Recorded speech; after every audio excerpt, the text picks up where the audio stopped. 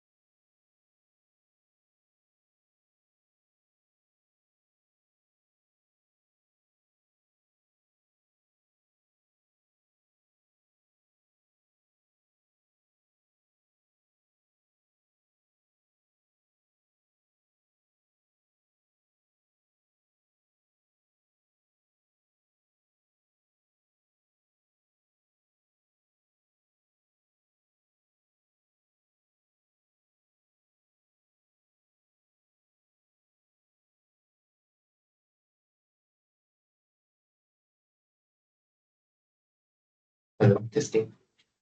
All right, good morning to everyone. So in future, our Monday classroom will be this one because the previous one we have not had mic.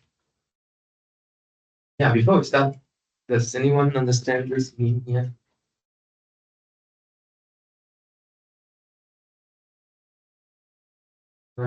It's me.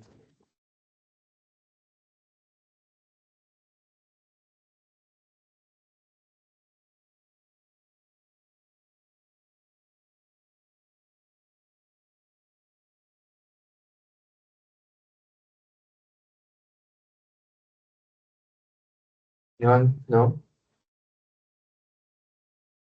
You want to try?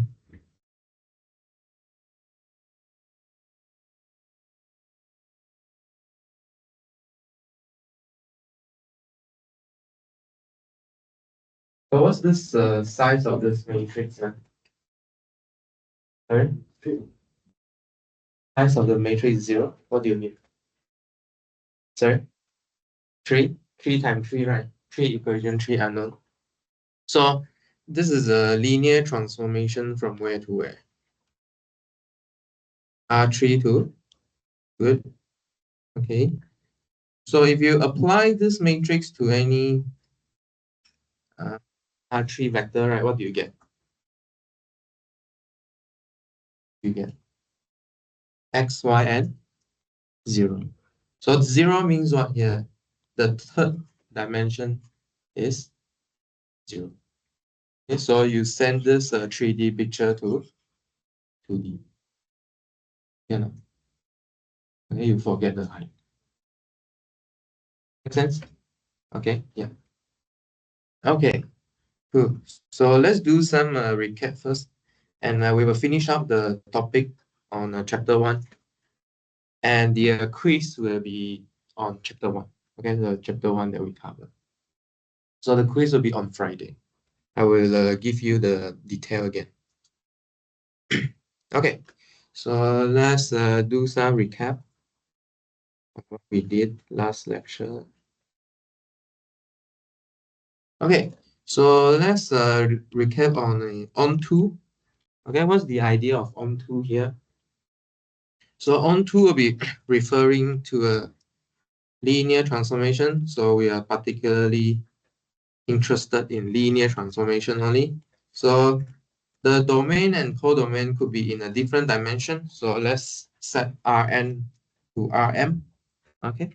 So what does linear mean? So what does onto mean? If for any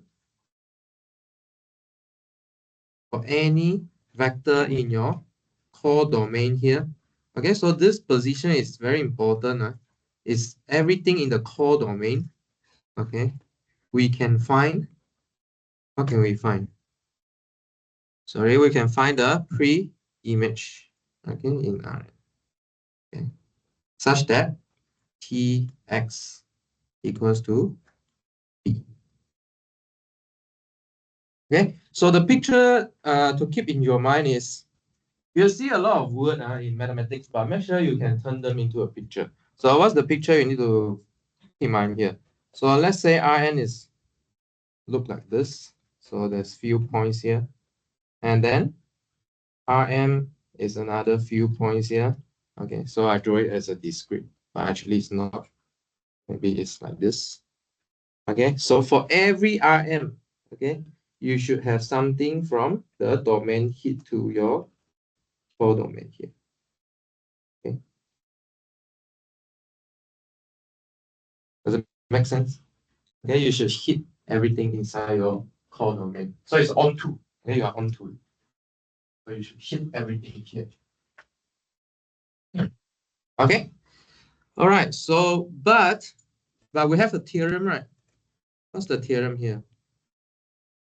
Every linear transformation from Rn to Rm is a matrix transformation. Okay, so what does this mean here? So meaning that you can realize this Tx as some matrix vector product. Okay, but how to find this how to find this associated matrix here? How to find it? Okay. So the key things you need to remember here is you need to find it using the standard basis in your Rn. Okay, you need to use standard basis here. So you just apply T to all the EIs. Okay, and then you collect them together. Okay, how many EIs you need to apply depends on the size of your or the dimension of your core domain here. So sorry, dimension of your domain here. So our domain is n. So you need to apply T to E1 to En. Okay. So after the last class, right, a lot of you asked me, what do you mean by this notation here? What do I mean by this notation here? I'm not taking vector multiplication. I will teach you vector multiplication here. Okay, I just teach you matrix vector multiplication. Okay, so what are these? Is just you put them column by column. That's all. Right, correct now. Okay, so you put column by column, you will have size and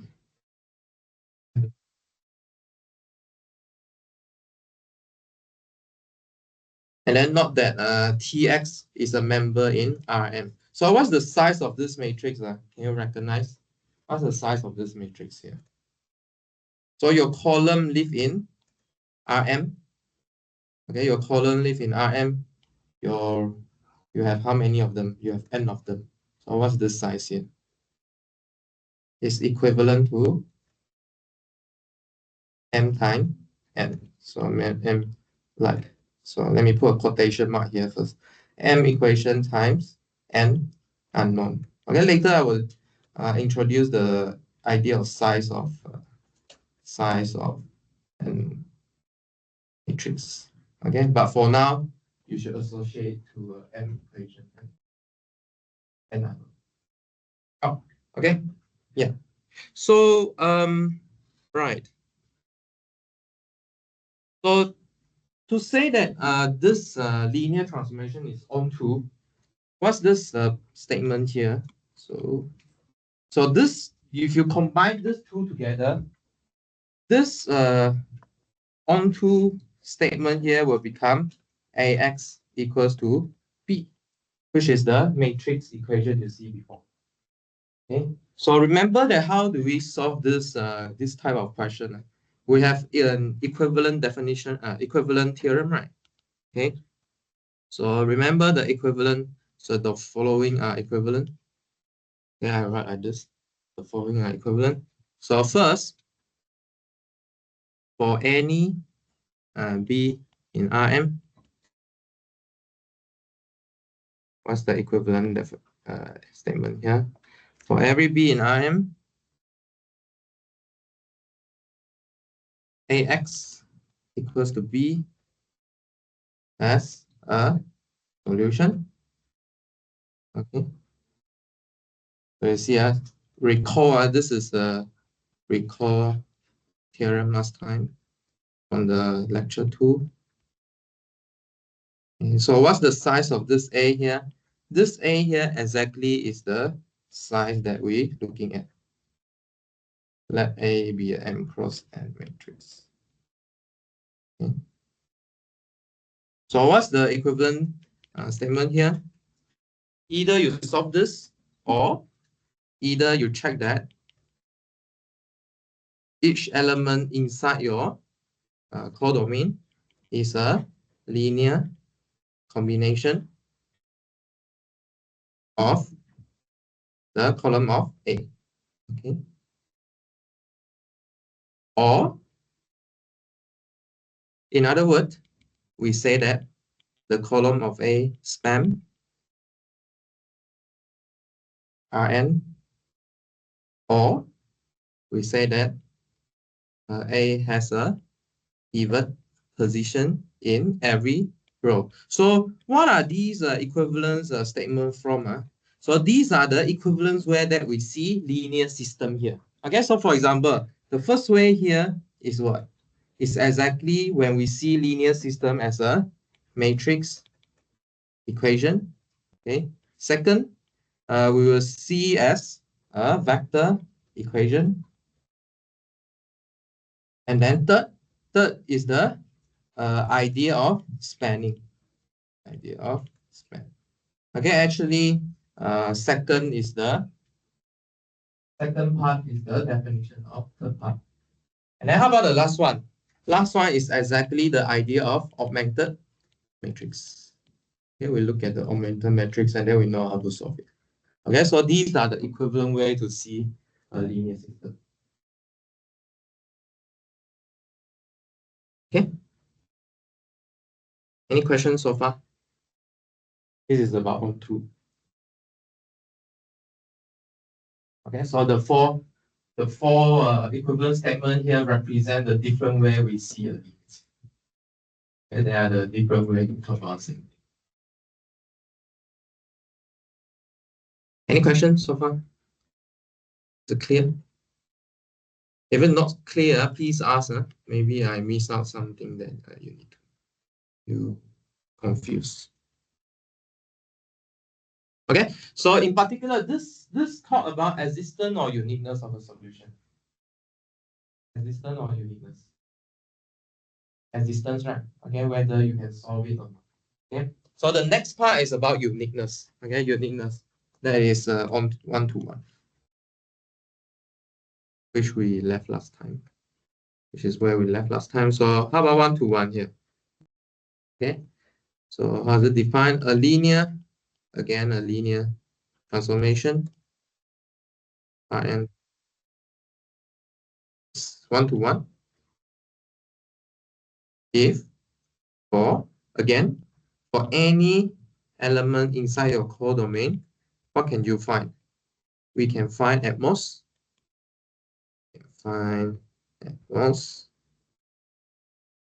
one solution to Tx equals to B, which is the Ax equal.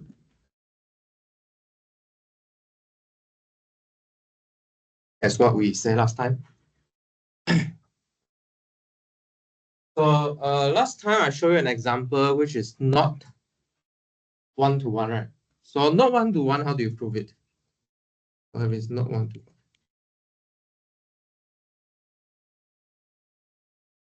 How do you prove something is not one-to-one? Okay, so you need to negate this statement here. Okay, so for every, you need to become there's this one. Okay, there's this one B such that we can find more than one solution. Okay, so meaning you find x not equals to y in Rn such that Tx equals to dy. Okay, But one very easy case to check, right, is I told you that T0 must go to 0. So can you, if you can find another non-zero solution to the 0 vector, then you also solve it. Okay, how about this one? How about negate this? Not onto, what do you do? Okay, so if you want to say not onto, then you need to negate this. So the negation of, so maybe I teach you one tips here. So maybe I give you one tips. Not onto. Okay, so the negation we'll put like this. Negation for all is there exists. Okay, where's there exists? And then negation for the exists is for all. Okay, so think about this first. Okay, if you say that it is true for everyone, if you found someone that's not true, then the statement should be false. Okay, if you say that there exists a pen, but I cannot find any pen, okay, so the statement will be wrong also. Okay, so this is a negation for all will become there exists, and negation for there exists will become false. Okay, so here for any here will become there exists. You need to find a B such that we cannot find its pre-image. Okay, then there's no. Does it make sense? So let's say in this picture here, I remove this arrow here. Okay, then this will be your counter example. Because there's no one here. So the picture is also correct, right? We cannot hit everyone in the photo. Why it doesn't work?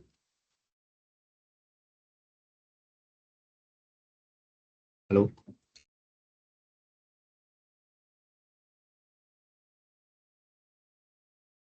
Hello? Any question so far? Does it make sense? No.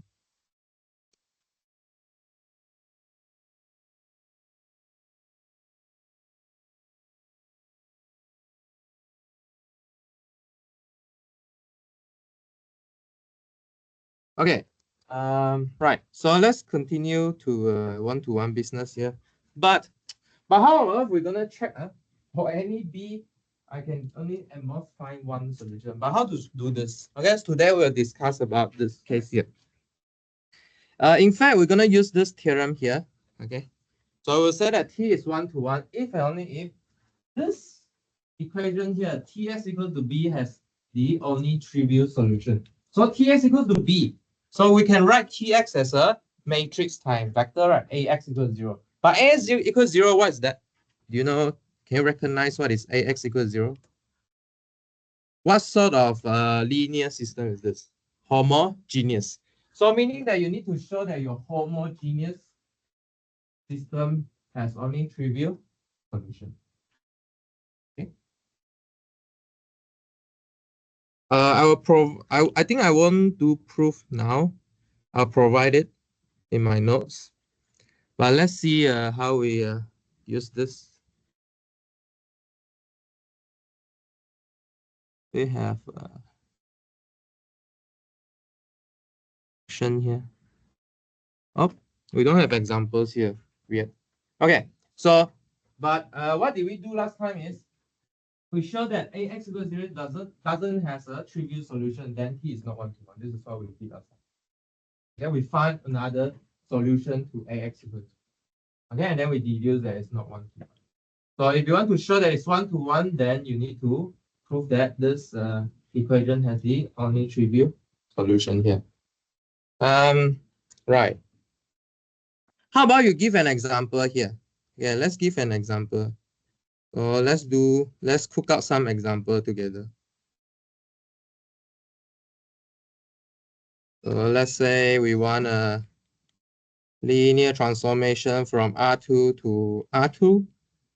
Okay, to ease some calculation here. Can you give me a 2x2 matrix here? Anyone give you a 2x2 matrix? Let's check whether it's one-to-one or not. Can anyone give me a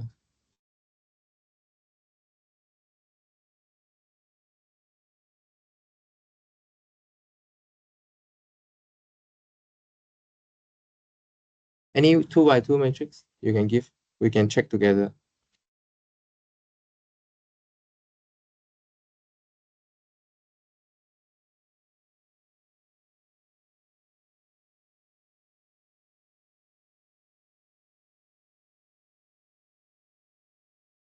Hmm?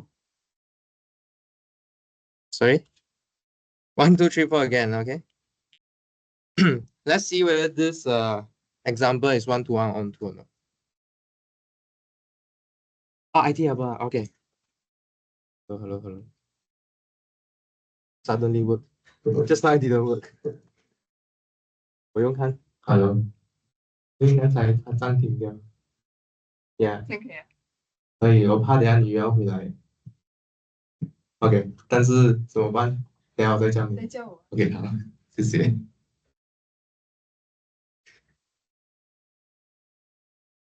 SMUN stuff very funny one. In A2102, right? Okay, because someone asking. Hey, hello. Go to a wrong classroom. Okay, all right. So let's check whether this is onto or not. Okay, so how to check onto? You need to check whether AX equals 0 is as the trivial solution. Okay, so you linear algebra? Okay, yeah. All right, so let's check whether this has a trivial solution. Okay, so let's row reduce this quickly. Row 3 minus 3, row 1, you get 1, 2. Oh, minus 1, minus. Okay, so what can you see here? You already have 2 pivot in your augmented matrix here. So if you try to do reduced row echelon form, right, you can easily get this to 0. And then you will get 2, 1 here after scaling minus 2. Okay, so you will get what's the solution? X1 equals 0, x2 equals to 0. Okay, so there's only trivial solution. So this, in particular, this linear transformation is 1-to-1. Okay, it's 1-to-1. Maybe try another not 1-to-1 one. I want to show you something. So this is first. Let's try a second one. Let's do R3 to R2. Let's do R3 to R2. And which one shall we get? So maybe we just keep 1, 2, 3, 4. For simplicity, we will make. Should we do simplicity? Okay, let's do simplicity. So maybe we took 1 here. Okay, what do you reckon? Is this 1-to-1 or not? Try and guess first. Then we can compute. Do you think 1-to-1? Yes or no? No. Okay. If it is no, then you need to show me that AX equals 0 has more than one solution. So let's do row reduction again. So 1, 2, 1, 3, 4, 1, 0, 0. So if we use the similar row reduction, what do we get here? 1, 2, 1, 0. And then again 2 minus 2, 1 minus 3 minus 2 again. Okay. So what can you see here? Even if you achieve the 2 pivot position here, right, you will always have a free variable. Okay, S3 is free. Okay, S3 is free means what? You have more than one solution to your homogeneous. So we can see that. Hello. Getting small. So we can see that S3 is free. S3 is free. Maybe for the sake of calculation, let's compute everything up. Let's compute this up. So maybe I quickly write down the answer you can fill it blank later. So if I take 2 minus 2, so I get 1, 0, minus 1, 0, 0. Okay, so if we're gonna write it as a parametric form, so let's practice writing this in a parametric vector form. Vector form. Okay, so how do you write the solution down? You should write down all the possible solution. In this case, we'll get s1, s2, s3 equals to x3 times 1 minus 1 and 1 like this. Okay, so can you see that 0 vector is one of the solution? How to make the 0 vector? Make s3 equals to 0. Okay, so how about the other solution? You can make s3 equals to 1, 2, 3, half, 0.5, -1, anything. Okay, it's still a solution. If you don't believe, what can you do? You can do a sanity check. So what's the sanity check? Suggest a solution, put it back to your matrix vector multiplication. See if you get 0. But then you should get 0. Does it make sense? Okay, so for example, if you set S3 equals to 1, you get 1 minus 1, 1, right? You multiply with this matrix here, you get 0 or not? 1 minus 1, 1. Can you quickly see? 1 minus 1, 1. 1 minus 2 plus 1. 3 minus 4 plus 1. 0, right? Okay, so you get 0. Okay, so in this part 2 here is not 1 to 1. Because there are more than there are. Okay, so how about, okay, let's move everything away.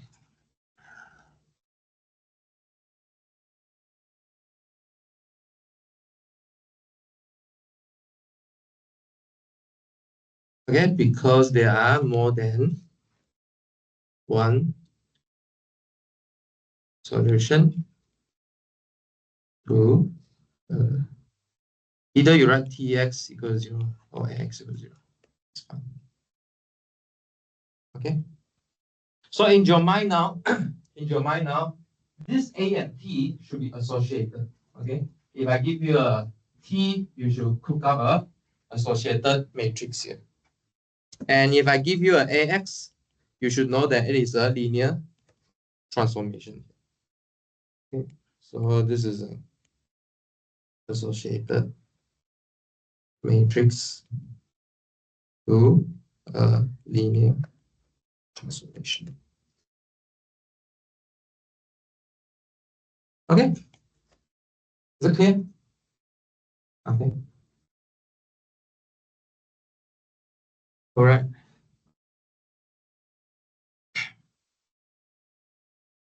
What time is it? 10:30. Okay, maybe sorry. So this part here I left for an exercise. Okay, but I want to quickly talk about why this theorem is true. Okay, so this theorem, right? One direction is easy. Which direction is easy? So this is if and only if, right? There's left to right, right to left. So which direction is easy? Left to right or right to left? Left to right, right. Because why? Left to right says what? If it is 1 to 1, every B, okay, has at most one solution. So in particular, you look at a specific B here. So this specific B here is a 0 vector. So 0 vector has the only trivial solution. Why? Because we show that every linear transformation must send 0 to 0. Okay, so there's a solution already. But 1 to 1 tells you that there's at most 1.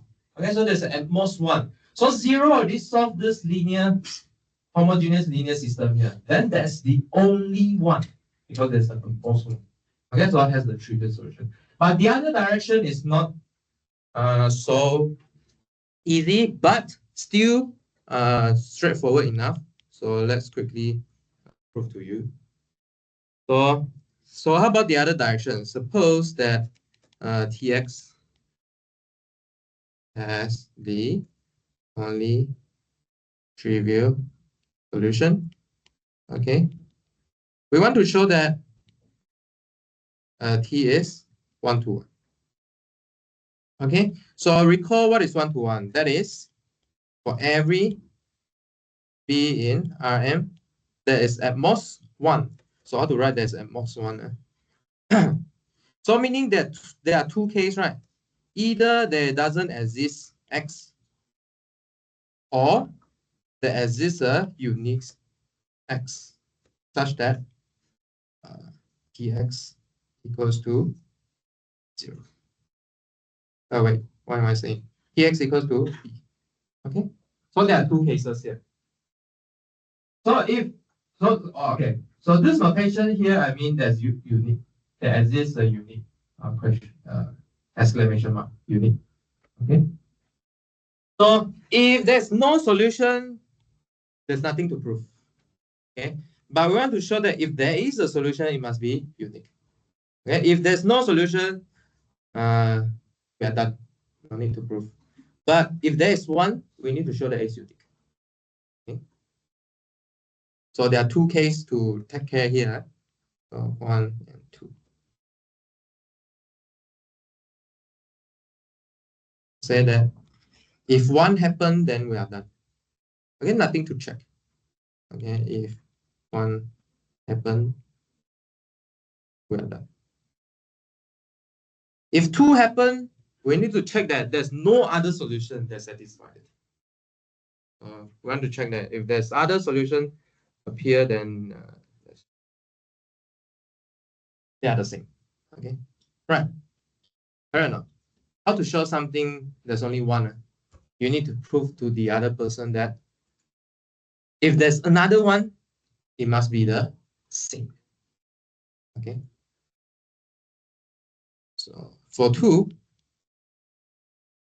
suppose that Tx equals to B and Ty equals to B. Okay, for some X and Y in your R. Okay, suppose both of them solve it. What you want to show is X equals to 5. Okay. Can you stare at it for a moment? See if you can cook king. Not Y, X equals to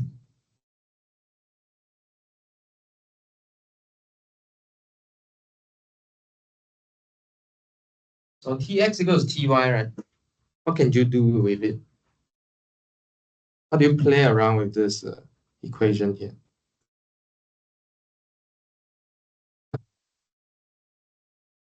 Ax equals to Ay? Is that what you say? Okay, well, you can write it as a matrix form or vector. Linear transformation is fine.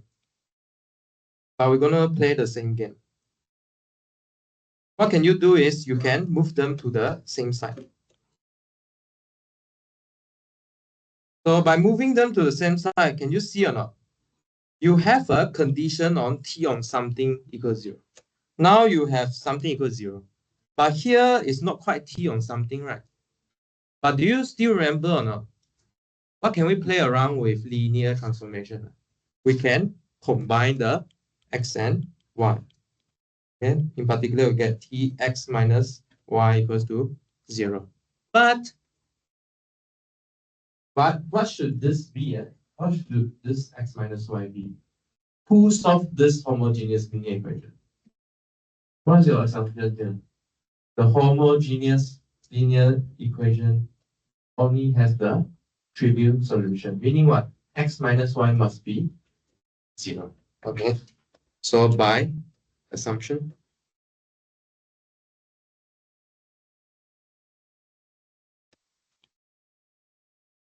x minus y must be 0, which means that x is equals to 10. Okay, so it's unique. Is it clear? Okay, so in this class, I won't present much proof, but the proof that I want to present is I want to show you how you use the basic definition. Okay, how you use the basic definition, basic reason. Okay, if it's too involved, then we won't do it. Okay, but I want to show you that you see how we use the property of linear transformation and then how we play around with vector addition. Cannot. Okay. Okay. Okay, good. So, all right. So in this case here, then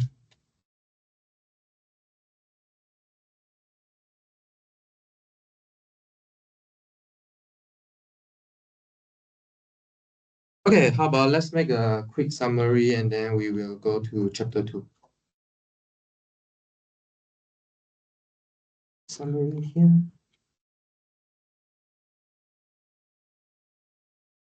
So again, the quiz will be up to this part, 1-to-1 and on-to, the whole chapter 1. So Friday, we will have a quiz in class. It's about 15 minutes. Actually, it's short quiz, but we're going to test your concept. But what are the question type is really similar to the lecture notes and the textbook. Okay, so this is what you expect because this is a short SEM course. We cannot do too rigorous or too hard. So make sure you can understand the basic concept here. Oh, I think this color a bit you cannot see, huh? Wait, see if I can change or not. I think I cannot change because. Okay, how about I write it out for you? Let's do a quick summary here.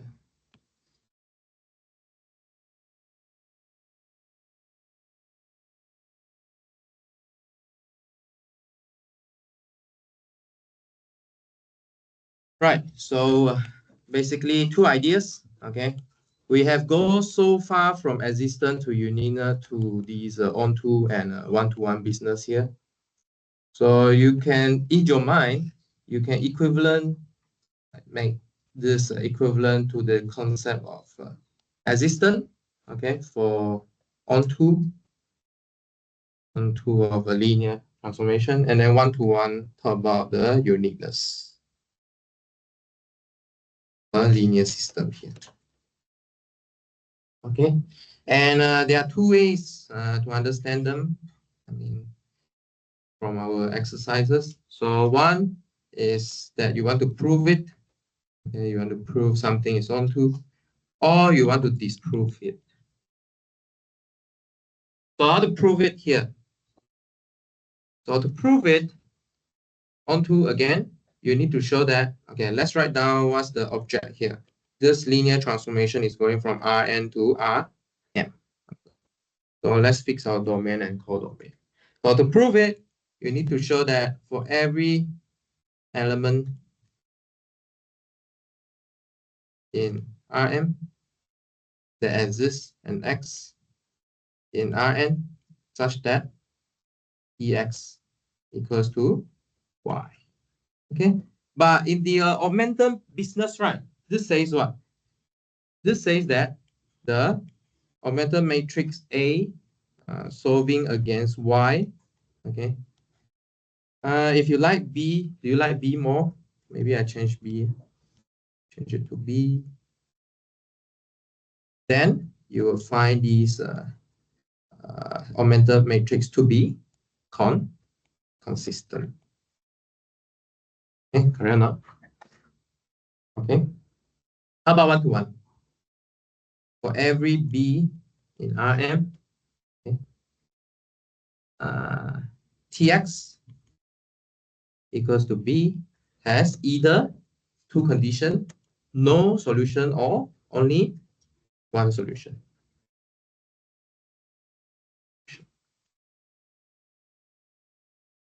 Okay, so this is equivalent to say what? Either this matrix, so this augmented matrix is inconsistent or what? Or there is a unique solution. Does it make sense? Okay. So unique solution correspond to what? Every column must have a pivot. Every column must have a pivot. such that your S1, S2, S3 has an exact solution. There's no free variable in this case. If there's a free variable, then you have a freedom to choose. Okay, if you have a one free variable, right, you have a freedom. How many freedom? You have one-dimensional freedom. Okay, you have a real line number to pick. If you have two variable, you have two freedom to go. Okay, so you correspond to a plane of solution. Okay, how about to disprove it? Okay, so to disprove it, you need to do the negation. Okay, to do the negation here. So maybe I put a quotation mark here. So I need to do negation. So what do you do negation here? So there exists a B in Rm such that Bx equals to B has no solution. There's no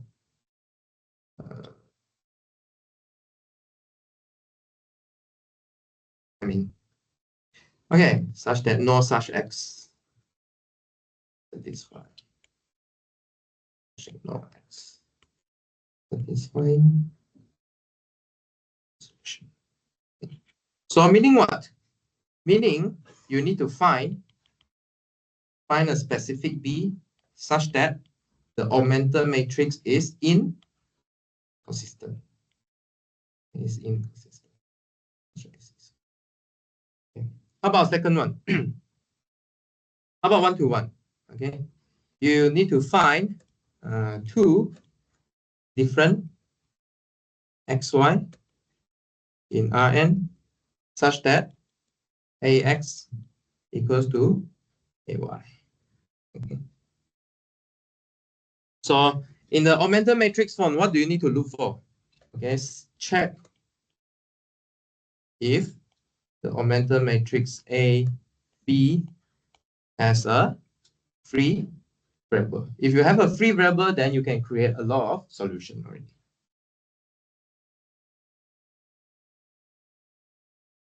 This is maybe I put T here. Does it make sense? Okay. So now, so let's think about what we have started. So we start with a homogeneous system, and then we start with a linear system, and then we collect all the coefficients, okay, to build our augmented matrix here. And then we realize that these augmented matrix will give a linear transformation, will give a map, okay, between spaces. Okay. So after you giving a map between these two spaces, it's natural to think about whether this map is onto or 1-to-1 or not. Yeah. So this 1-to-1 and onto, right, is not just restricted to linear transformation. It can be applied to every map. If your map is linear, then to ask whether your transformation is onto or 1-to-1, you can solve it using matrix transformation, using matrix. Does it make sense? Okay. Any questions so far before we leave this chapter here? So you can see that we transform the idea of solving variables to matrix. Okay. So in the coming up chapter, we will do matrix. And we do matrix operation. Try to maybe add two homogeneous, two linear systems together. I consider more linear systems together. Okay. So far, any question? Okay. So maybe we introduce a bit of notation first before we have a break. All right. So now we're gonna officially introduce an M by N matrix. Okay. So last time I introduced this M by N as an equation. Okay. M equation. So M equation and M equation and N unknown. Okay. So in this case here, equation here will represent the number of rows. Okay, number of rows here. So here there's a M rows here. And then unknown we put as a column. Okay, so the number of column as n. Okay, so there's n columns here. So whenever we talk about a size m by n, is a number of rows and number of columns here. So we need double. Maybe it's too far from here. The connect. Hello. So yeah. So we need a double index for this matrix here. So we call it ij. Okay, aij here, and then this I, right, is referring to the row. Okay, and then j is referring to the column. So makes sense, right? Okay, so makes sense. So make sure you don't swap it. Don't swap it as AJI because these are two different conventions. Okay, you can use, but it's a different convention. So make sure you know that we use I for the rows and then use J for the column. Okay. And so I mean, well, how to remember this? Maybe you just remember one row is enough. Okay, because if you remember this row, you will notice that the second index here will change with column. So automatically you will change the first index with row. Number of rows. Okay, does it make sense? Yeah, you just memorize either one column or either one row. If you memorize both, then you confuse again. Okay, so. But the most easier to memorize one should be the diagonal. No matter how you solve, it's still AII. Does it make sense? Okay, please fix this convention, AIJ. Okay, so I here is row, J here is column. Okay, so, and then the motivation of row and column should come from equation and unknown. Okay, so usually you don't write your equation like this, right? You don't write like this, right? You write like this? No, right? Okay, so it is representing the row. Okay, so usually we write this. Okay, yeah. And then the bottom notation here is what we have seen already. Okay, we can split our matrix into column vector here. Okay, so this whole thing here is AI, and then we have continuously you have A2 up to AI. Maybe if you are pedantic, you should ask a question. Why will you remove this? Isn't it? Right. If these AI are vectors, right, you should include this bracket, right? Okay, so that's the whole point here. Okay, we just keep the number, but there's no extra bracket inside. Does it make sense? Okay, there's no extra bracket inside. Okay or not? Although we say that these AI are the column vector, right? Vector, we should put a square bracket, right? But the whole point when we put them together, we remove those brackets.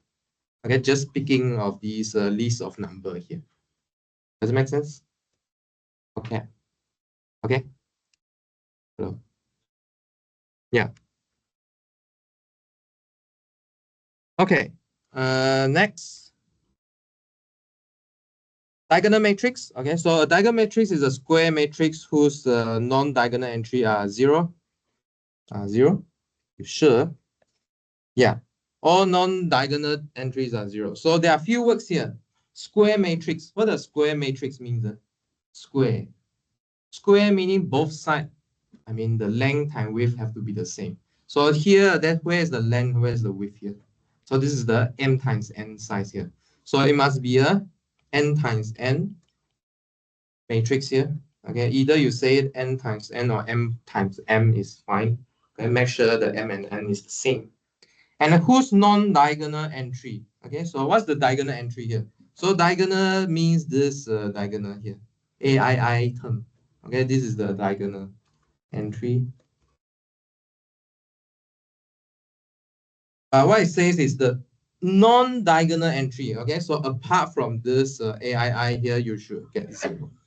Okay, so usually we will denote it like this. So maybe something like this. This kind of notation. Example. Okay. So in particular, zero matrix is also a diagonal matrix. So what's a zero matrix? Zero matrix is everywhere zero. Okay, everywhere is zero. Okay, everywhere is zero. How about identity matrix here? Okay, so identity matrix is special. Identity matrix is 1 on the diagonal and 0 everywhere. So there's an IN here, right? N referring to the size of this matrix here. But this is also a square matrix. So it's an n times n. Okay, matrix. Yeah. Zero matrix could be a different size. Identity matrix must be a square matrix.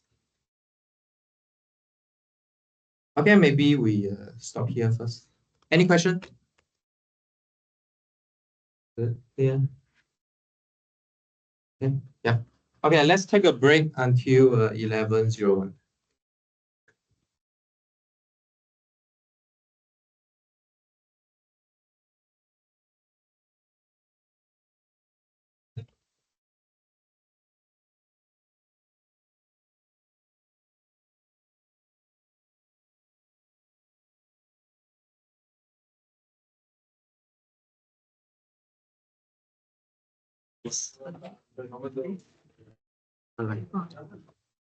我想问一下，就是这个原理，如果考试让着写 A 的话，它可以直接写出来吗？什么意思？就是有一道题类似于写这个过程，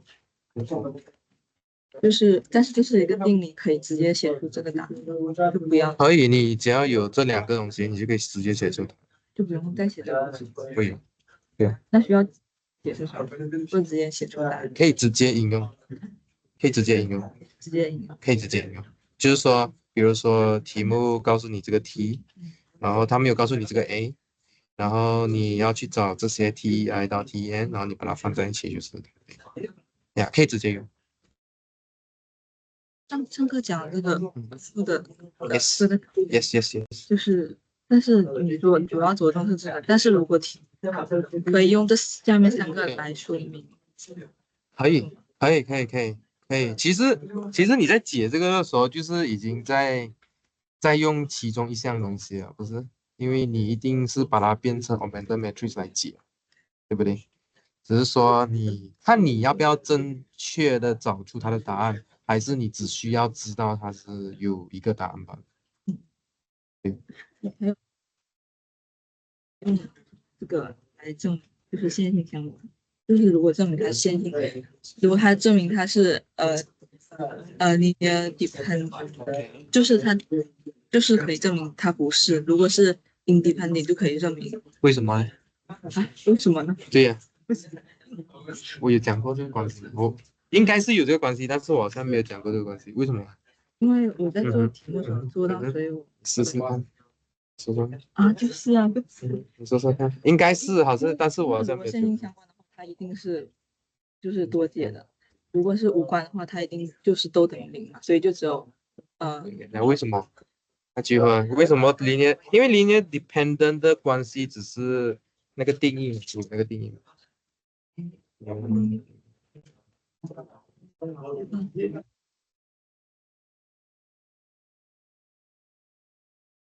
就是这个我知道这一个，我是说它的定义，的我对，没有错。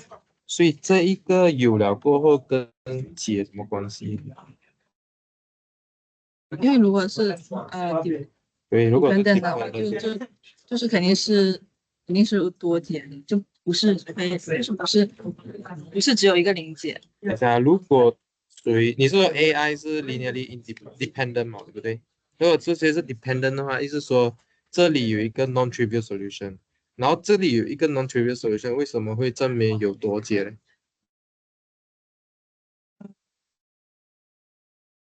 它应该是默认这个 b 等于0。可以，没有问题。就如果假设你默认 b 等于0的话，这里是 linearly dependent 的话，这样的话 S1 到 Sn 它有一个0的解，还有一个对，你看，如果这个是等于0嘛，对不对？所以我是考试可以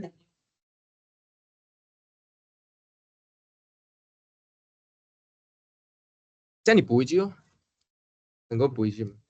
就是说，因为应该就是刚才讲的东西啊，就是说，因为它 linearly independent 过后，linear dependent 过后，这一个等于0的解有一个 non-trivial solution to 这个，因为这里的一个重要点是说，这是 definition 还是 definition 吧？不是 theorem 吧？这是 definition 书上的，这都是书上找拆。啊，我知道。哦，对，这是书上摘的。对，OK，说它的定义哦，只是告诉你说这个有一个 non-zero 的解，对不对？但是像刚才我们讨论嘛，它一定有一个 zero 解，所以这两个解就会，就会那个，给你那个不 one to one 的那个 condition，对，耶。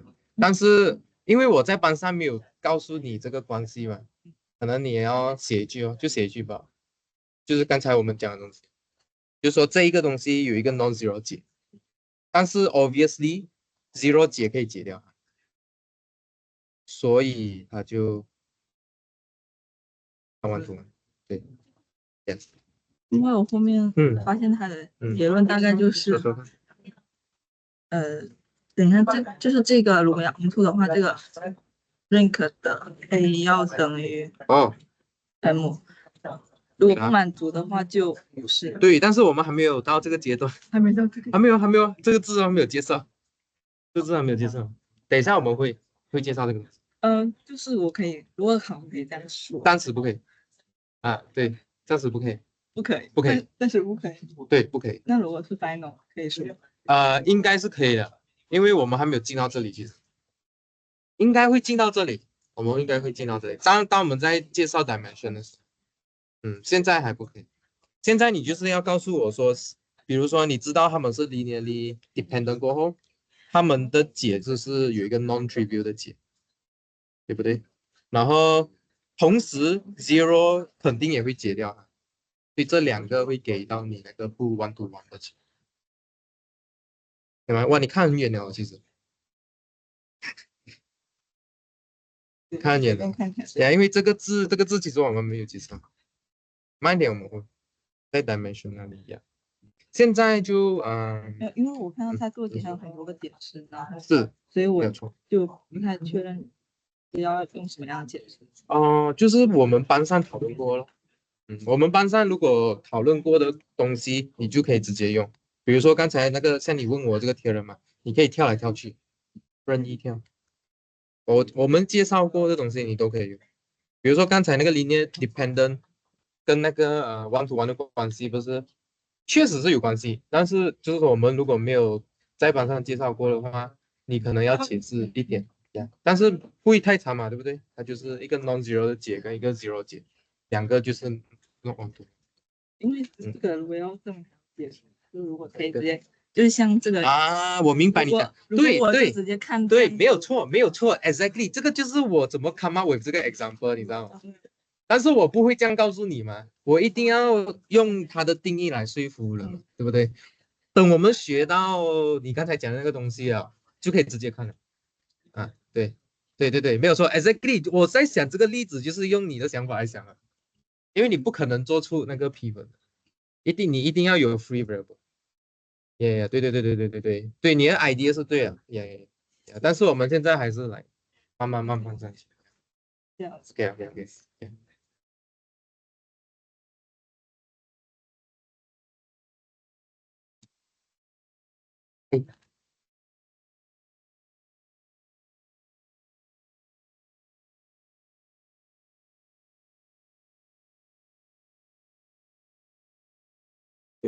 OK，assistant 就是那个 consistent 哦，为了你可以解这个后面的 matrix。对，如果题目 assistant，我就回答是 system 或者是对，没有错，没有错，没有错，没有错。比如说这题就 inconsistent 嘛，它就没有 solution 了，而且它没有答案了，应该它就不会有你啊。没不 exist 的话就没有 unique 的好讨论。是要有 assistant 那一步了我才回答。对，因为没有东西就没有 unique。OK。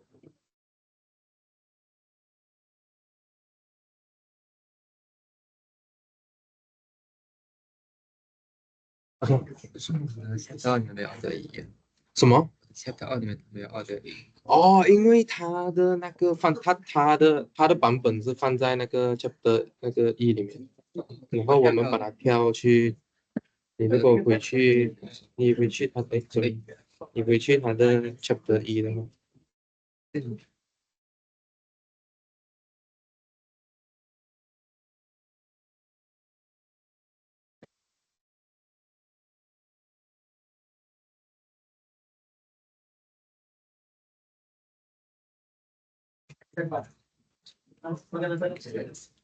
然后你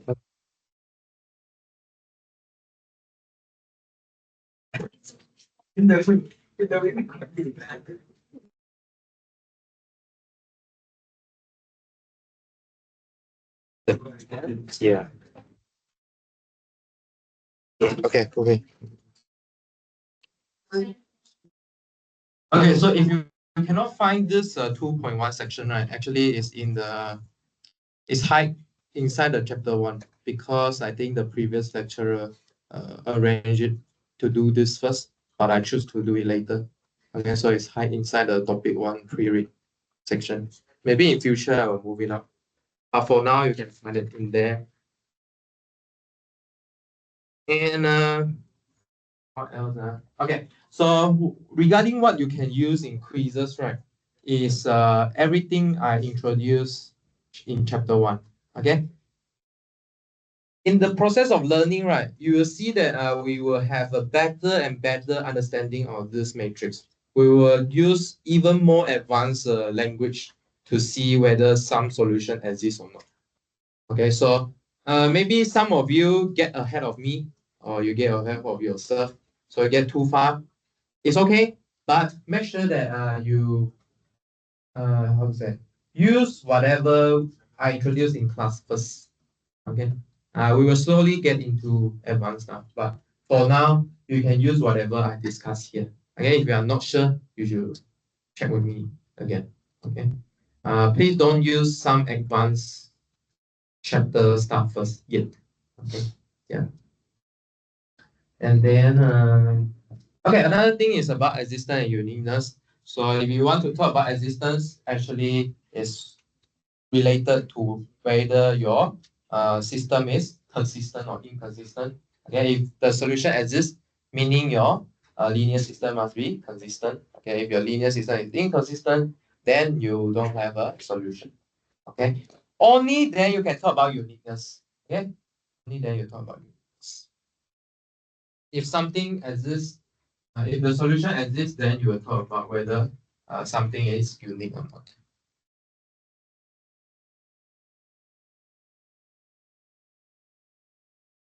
All right, let's continue. Let's continue with matrix operation here. So I already introduced a few matrices.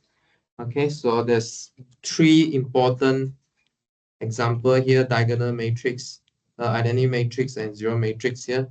So diagonal matrix will come pretty important later when we try to do diagonalization. So meaning sum of the matrix, we can write it in this form, but with some condition. Okay, with some condition. Right. So similar to a vector, we're gonna define what is addition between matrix and then scalar multiplication also. Okay, we define. Later we will define something called matrix multiplication. Okay, matrix time matrix. Matrix multiplication. Okay. Just now we just had a matrix vector multiplication. So matrix with multiplication will be a generalization of matrix vector. Okay, multiplication. So how do you add 2 matrices? Okay, actually to add 2 matrices, you must be in the same size first. Okay, only then you can add. So if you have 2 same size matrices, what do you think? How do you add 2 matrices together? Okay, let's say my size is m times n. So inside a m times n matrices, how many number inside there? M times n also, right? Mn of numbers. So to deal with these 2 set of mn numbers, right, what do you do? How to add them together? Do you think? One side you got mn of number, the other side you got mn of number. What do you think? What do you think you can do? Huh? Yeah, add the two number at the same position. This is one natural thing you can do, right? Yeah, this is what we did here. So you just add the corresponding entry. So for example, A11 add to B11. Okay, A12 add to B12. Okay, so let's quickly give you an example here. So for example, we have 0, 1, 0, 0, 1, 0, and let's say 0, 2, 0, 0, 0, 3. Okay, so how do you do the addition here? Okay, you just add the corresponding position. So such that you get 1, 2, 0, 0, 1, 2. Okay, so it's a very natural thing to do. And this also coincides with your vector addition, right? Okay, so how do you add vectors? So in particular, vector is what kind of size of matrix? So the vector that you see before. Right. So in this case here, for example, you will get 1, 2, 0. What size of this? This is a 3 times 1. Okay, so in general, the vectors in Rn, okay, so let me write down here. In general,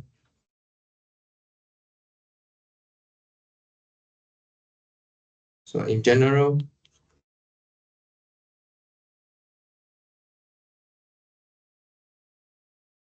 okay, so a vector in Rn is a n times 1 matrix. Okay, you can understand it as a n times 1 matrix. Okay, so everything we make it into a matrix, matrix language. So in general, a vector in Rn is a n times 1 matrix. All right. How about scalar? Okay, scalar is easy also. You also multiply if you want to multiply a scalar to a matrix, you just multiply it to every spot. Okay, similar. Okay, so if you go back to your vector in Rn case, you also get the same operation here. Okay, so we're just generalizing the operation. Okay, so far so good. Okay, sum of a matrix, scalar multiple of a matrix. Okay. Yes, yes. Oh, thank you. So here is C00 and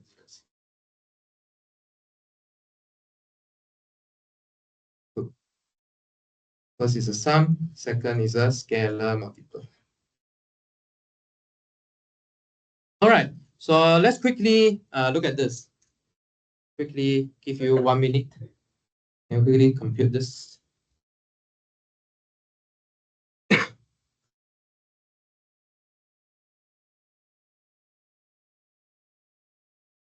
Give you 1 minute, huh?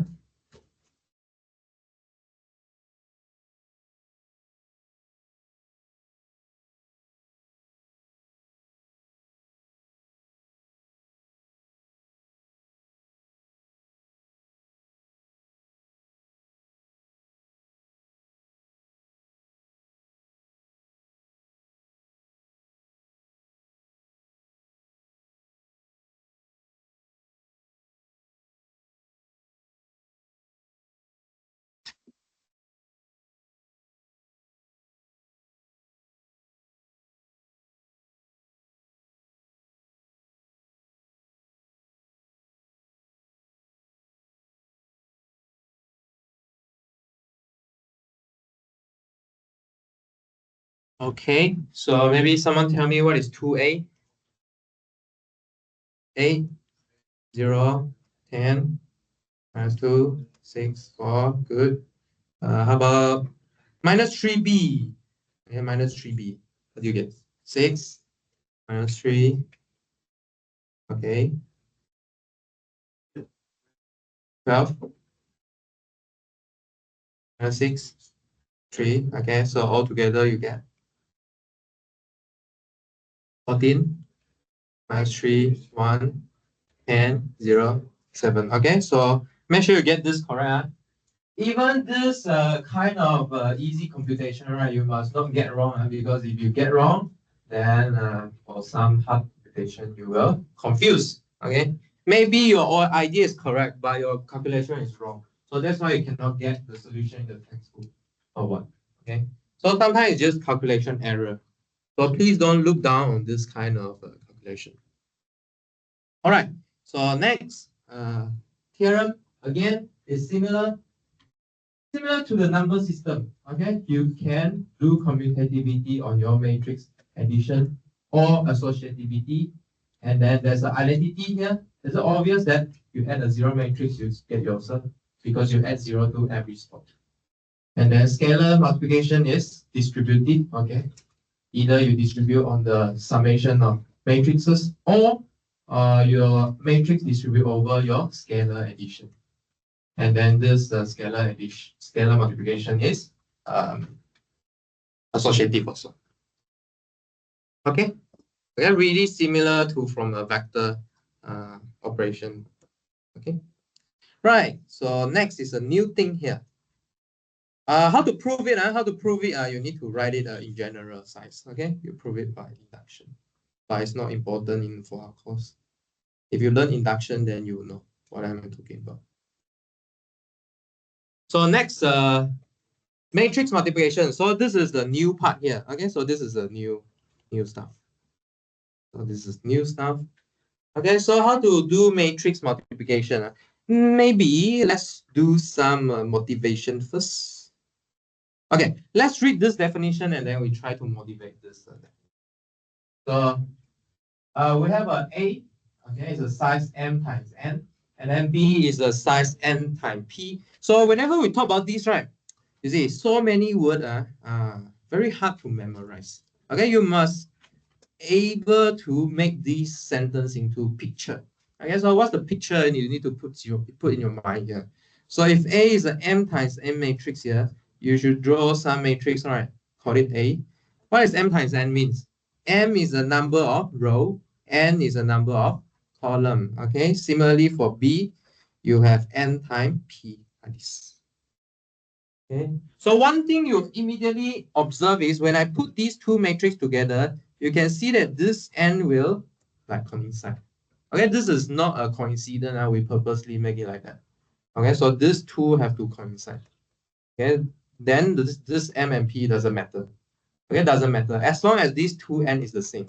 Okay, so meaning what? Number of column of A must be the same as the number of row of B, so that we can define this multiplication. So how do we define this multiplication here?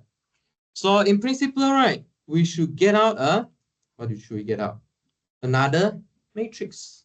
Okay, but to tell you a matrix, what do I need to tell you? Yes, just the size. Okay, what's the size you're gonna get out here? Actually, it's a m times p. Okay, so in particular, what do you see here? You see n is like an intermediate here. Okay, we just get the number of row of A and then number of column of P. Okay, so this is how we get this size here. Okay, maybe you wonder, hey, how we produce this n times? How do we get this out? So, well, I need to tell you for every Cij, how do I produce it? Okay, how do I produce it? So how do I produce it? Let's look at it. If you want to produce a Cij component here, what you do is you take the ith row. Okay, the ith row. Okay, ith row of A. Okay, times what? Times the B column of B. Okay. Okay, so maybe now is a good time to do some motivation here. See why this work. Let's say see why this work. So well, let's start from example that we know very well. So how about a matrix? So let's do wait. Let's use this.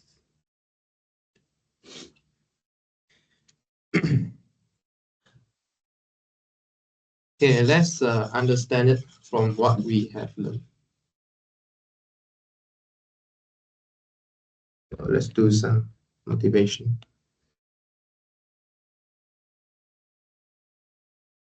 Okay, so let's start from a matrix vector multiplication.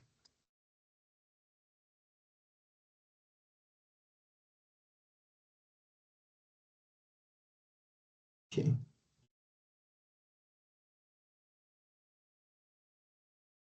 All right, so let's do some size here.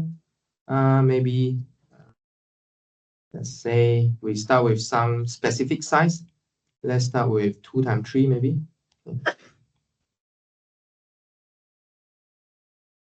So one way to see this, so let's put some specific x here. So suppose this x is equals to maybe 1, 2, 1 here.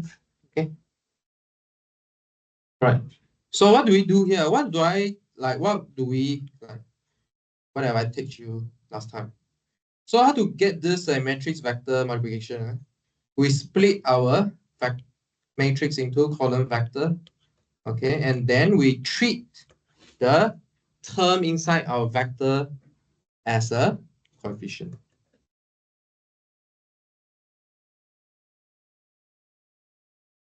Correct or not? Okay, and then in the end, if we compose everything together, what do we get? Can someone quickly compute? And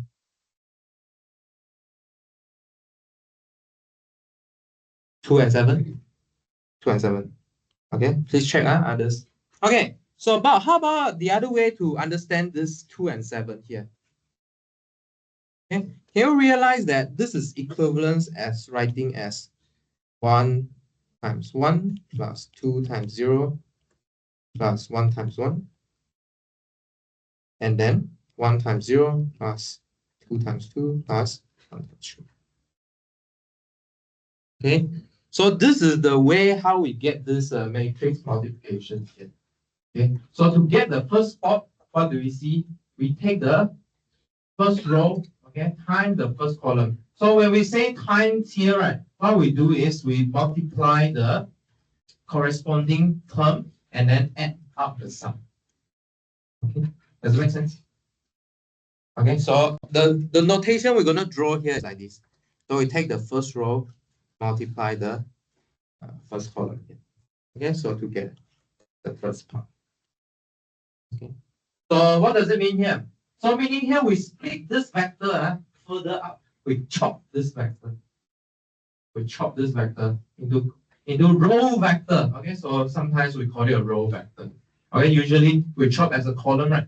Okay, now we chop as a row. Chop row and then chop column. Okay, so make it into term like. Does it make sense?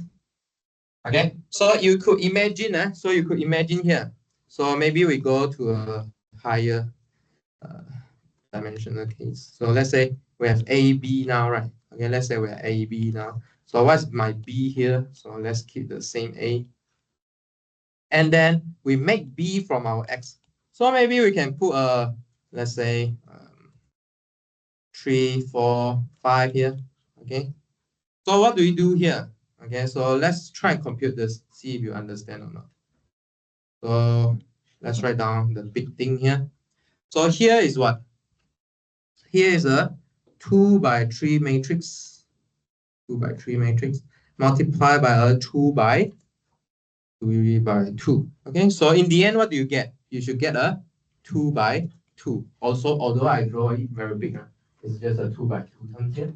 But 2 by 2 terms here, inside there's 4 terms. Okay, so you need to decide how to get these 4 terms here. So how to get these 4 terms here? Let's say this is C11, C12, C21, and C22. Okay, so how to get C11 here? You take the first row, okay, multiply with the first column. Okay, so here, what do you get? You get 1 times 1 plus 2 times 0, good, and then 1 times 1. Okay, this is what we have computed just now. It's exactly 2. And then C21, you take the second row times the first column. Okay, so basically this first columns here come from the original matrix vector multiplication. Okay, so you get 1 times 0 plus 2 times 2 plus 1 times 3.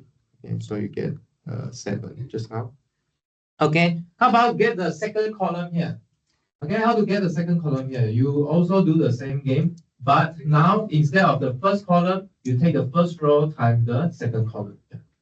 Okay, so instead you will get 3 times 1 plus 4 times 0 plus 5 times 1. We should get 8. And then C22, you take the second row times the second column. We should get what? 0 times 3 times 0 plus 4 times 2 plus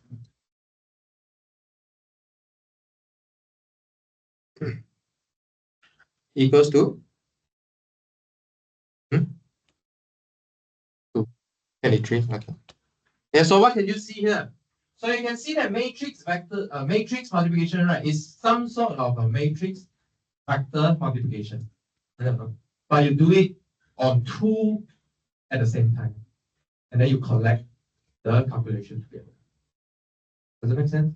Okay. So what did I mention here is possibly you can understand it as A times X. So let's say call it B and B1 and B.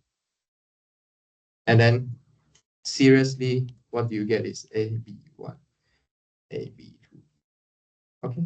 So this is the connection between a matrix multiplication and matrix vector multiplication. Okay or not? Does it make sense? Okay, so this is how we cook out the matrix multiplication definition. Okay, actually it's this one. Because I only teach you this right before. Matrix times vector. How about matrix times matrix? So you can split the B matrix into column vector again. Okay? Then we know how to multiply matrix with a vector.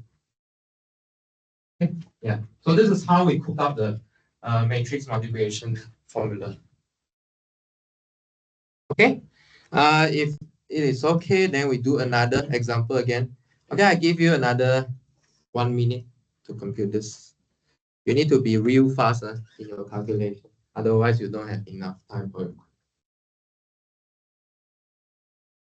Challenge yourself.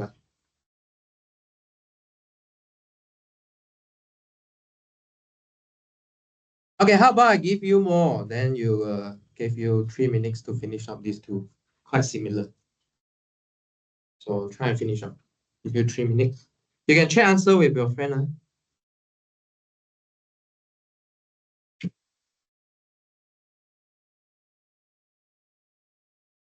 Okay, while you're doing the question, maybe I take attendance. Jia Wei here. Du Jia Wei. Du Jia Wei. Li Yahan. Yes. Li Yanxian. Hong Jiaming. Zhou Shuhan. Liang Shenjie. Tu Tiantian. Yan Zixuan. Qing Shaofen. Qing Shaofen. Okay. Hamdan. Tê Niên Yao is it here? No. Tê Niên Yao. Tê Niên Yao. Dong Hongwei. Dong Hongwei. Dong Hongwei. Hok Minh Zhou. Lin Kejun. Xing Yu. Gong Yiling 呢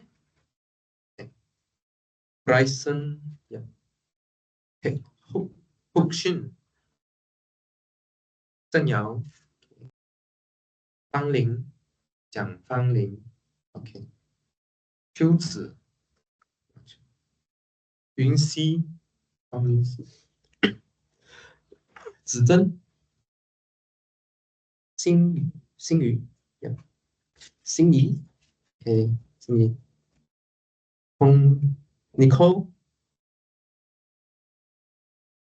杰，双语杰 ，OK，超子瑜呢？OK，胡生瑜，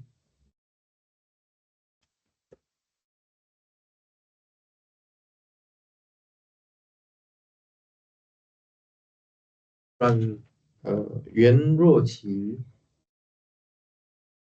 李昌瑞，刘浩奇、赵宏哲、曹子敬、陈俊、Amberly、Hugh Yachting、吴嫣，吴嫣 ，OK， Abdul Rahman、林思成、白嘉宁、韦嘉怡、张岳阳、顾军相、俊豪，OK， 雷乱、李坤、逸轩、萧亚轩、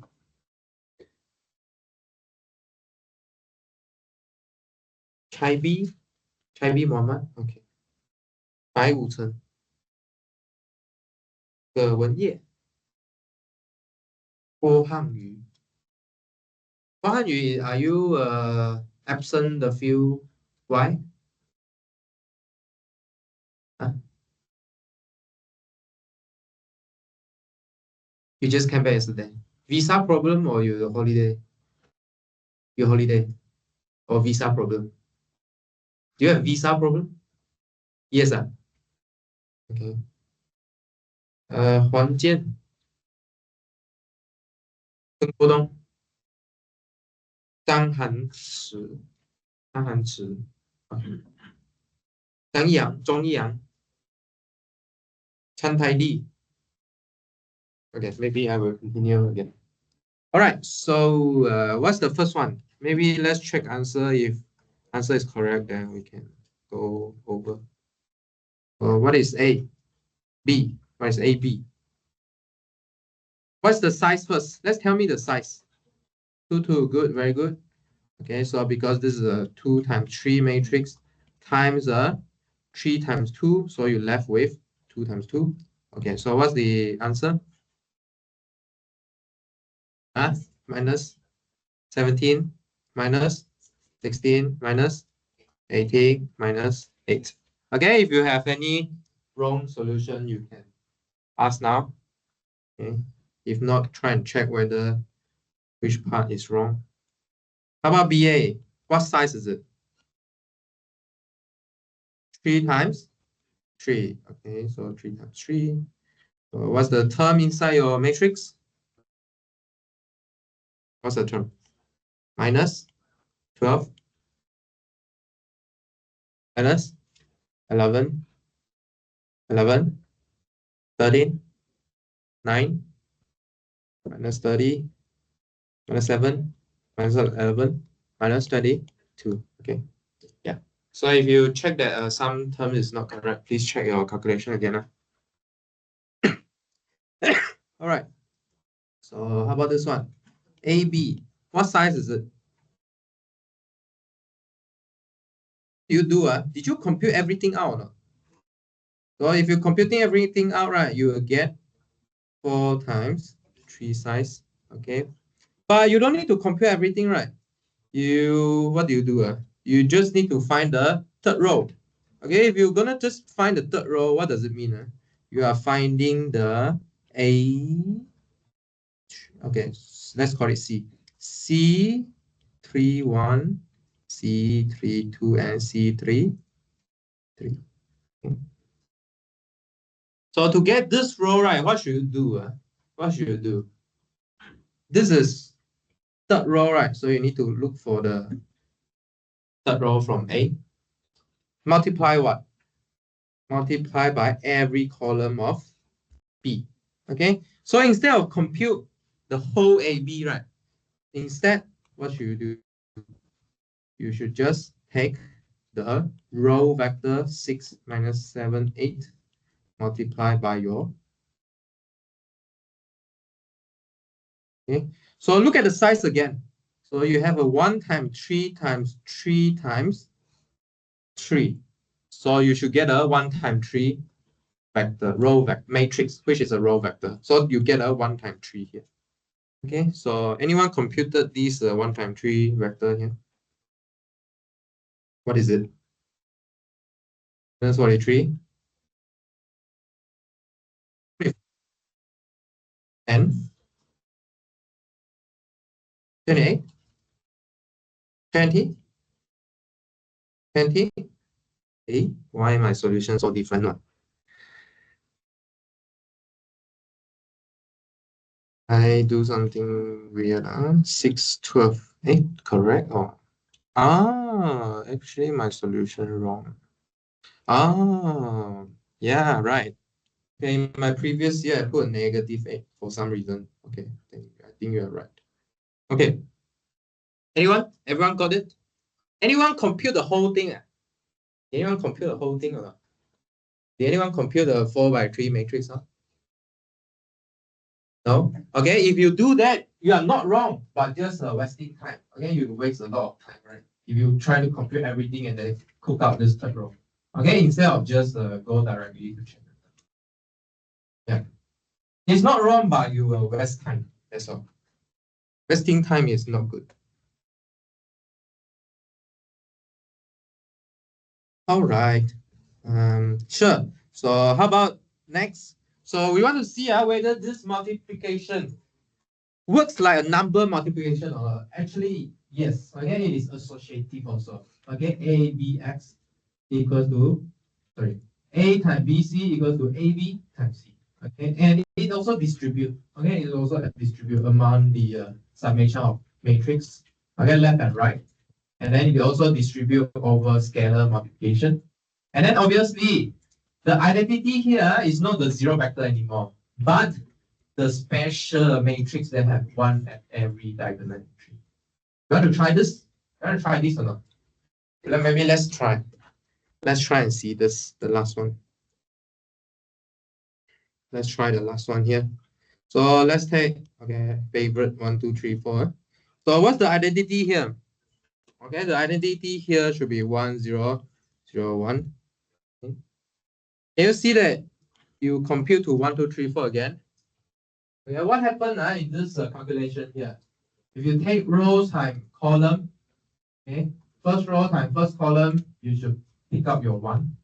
First row times second column, you pick up your 2 again. Okay, similarly for the second row. Okay. Not that, not that. This A here only work for square matrix. Okay, square matrix. Okay, if you don't believe me, you can go and take some non-square one, see if you can find some identity or not.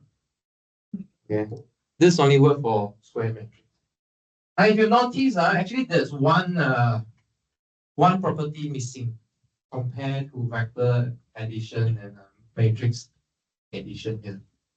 Can you recall? There's one property that's missing from the usual number addition and multiplication.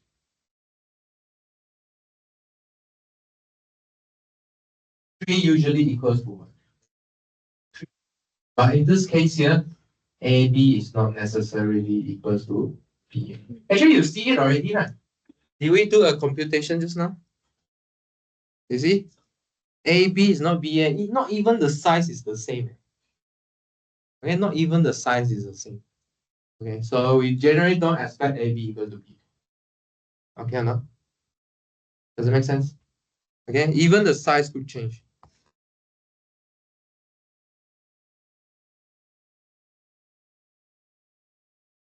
Right. I think we don't want to do this stupid A3 here. Instead, I want to change this question to find this, the cube of this. Let's try and find the cube of this. Yeah, I give you a minute also. Let me finish up the attendance, then we can discuss. 高子高，高子高 ，OK。胡瑞，胡瑞呢？OK。金诗豪，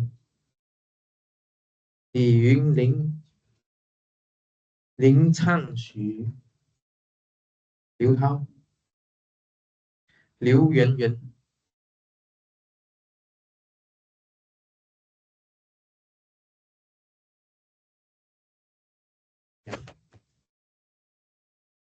文瑞阳，王宏明、吴浩瀚、吴浩瀚呢？徐泽瑞、子周、赵泽宇、Abdel Hafa Hiba, sorry. Abdel Hiba. Okay, sorry. Benny. Is Benny here? Benny Muhammad Yasmin. Benny Dao Yasmin. Is it your friend or not? Oh. Alright, she come with you on Friday, right? Is it the one coming with you on Friday? Yeah, okay. Nori Muhammad. Oh, nice to meet you. Where were you the past week? Home. Oh, you're having holiday. I see. Okay. Sanai. Where's Sanai? Okay. Li Shen. Chong Ziqi. Edward. Ta Zihui. Mark Yijin.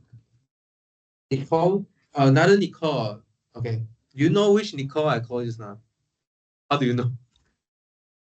Okay, sure, good. Lim Zijian. Chu Hui Yue. Okay. Go Xing Dong.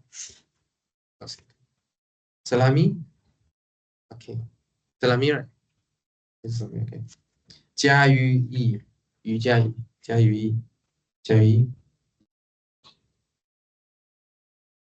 Lunichi Iman. Okay. Did you just enroll? You just enrolled yesterday, okay. Larif Fatma. Zara. All right. So what do you reckon? What's this matrix here? 3, 8. Okay, on the diagonal, right? So you get 8 on the diagonal. So what did you see here? If your matrix is diagonal, right? The calculation is pretty easy. Okay, what am I doing here? Okay, the calculation is pretty easy. Okay, you just take the cube on the diagonal. Okay. So all the other terms just serve like a 0. I mean, yeah, multiply to 0. Okay. So what can you see here? Diagonal matrix looks like a number. Okay, it works like a number. Okay, if you just have a diagonal matrix. Okay. Did you use the usual way to multiply them out? Yeah, I suggest you to do the row and column thing to see why it is true that you just multiply on the diagonal. Okay, you should work this out. Okay. Yeah. Okay. So this is a fact you can remember here. So maybe I put as a proposition here. So the proposition is A is the diagonal matrix. Then what? Let's move this. Then A to the n is the matrix. Is the diagonal matrix. Sorry. Is the diagonal matrix with the diagonal entry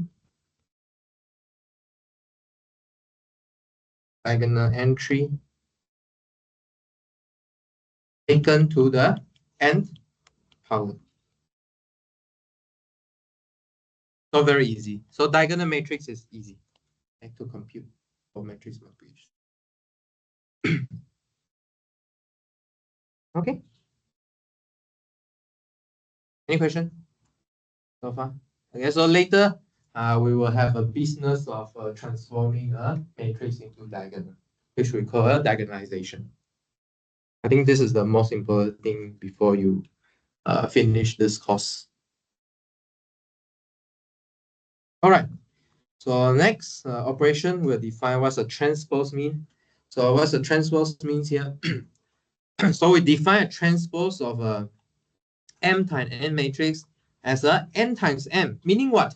We sort the number of rows and columns. We sort the number of rows and columns. So how about the term inside the new matrix here? We also swap rows by column.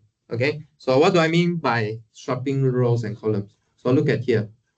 So AT is this transpose of this matrix here, A to the capital T. And then we look for the IJ position here. Okay, so yeah. Okay, so the ith row and the IJ position here, where do you get the number from? You get from the original matrix, but look at here. It is, instead of IJ, you look for the JI position. You look for the JI position.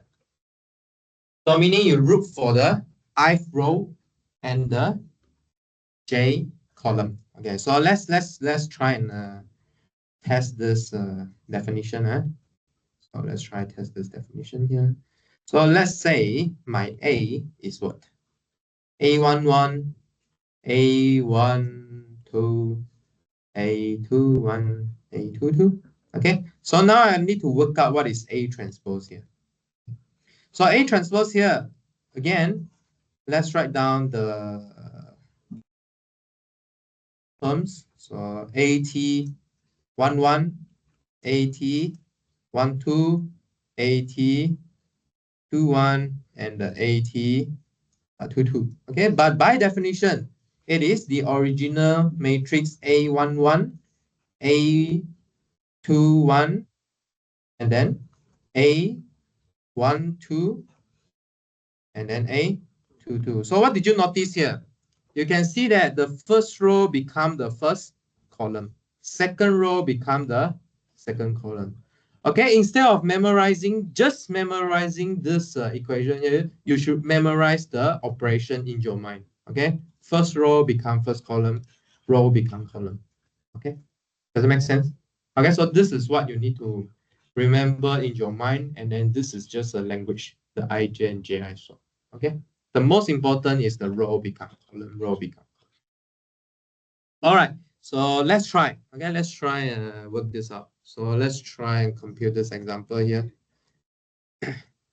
Okay, so maybe let's work out AT and BT together first, and then is this example that we've seen before? Actually, you have computed BA.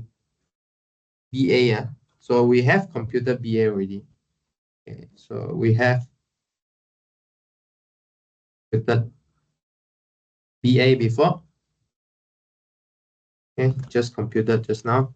So now try and compute AT, BT, and then AT, BT, and then BAT. Okay, try and compute these. So what is AT here? AT is rows become column. So 3, 4, 5, and then -2, -1, 7. BT, row becomes column again. So -2, 3, 1, -5, -3, -. Okay, so try and compute. What is AT, BT, and BA transpose?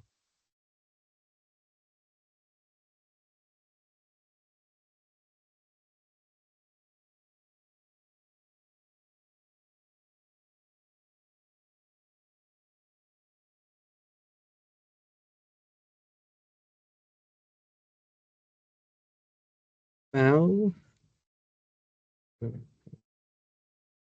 okay, so maybe I can write BAT first since we computed BA.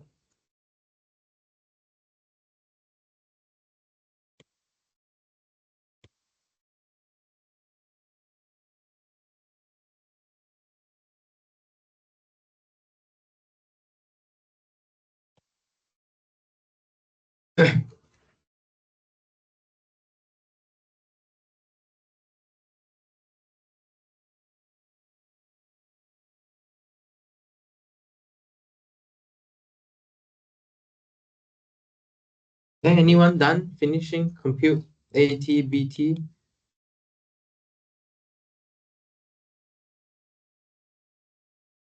Did you find that it is actually equals to BA to the transpose?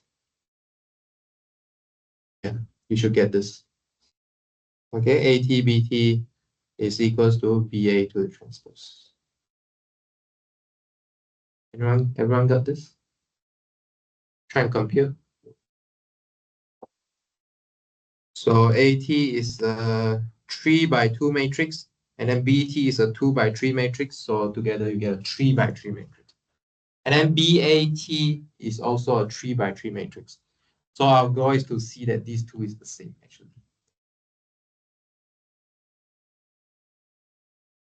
So there's a significant things here, right? You see, BA to the T. Usually when you take power, right, you want this power to distribute into it.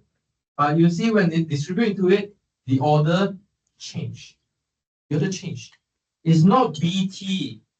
It is not BTAT. Instead, it is ATBT. So, okay, this is similar to the inverse property. And so you can see that here there's few property here. If you transpose twice, you get back to yourself, correct or not? Okay.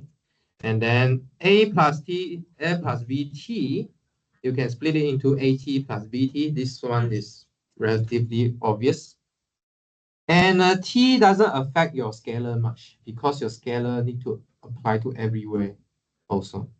But this transpose here will affect your matrix multiplication. Okay, change the order.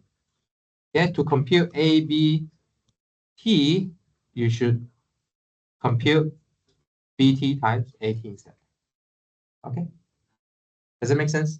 To prove in general is quite technical. Okay, we don't really care. But you need to remember this example at least. Okay, to convince you, not only to memorize this example word by word, but to convince you this property here. Okay, the order will swap. Later we'll do inverse. Inverse will have a similar property. Then transpose will have this special property on multiplication. Okay, does it make sense? Okay, so a bit counterintuitive is not equals to A, B, B. Okay, so a bit counterintuitive here.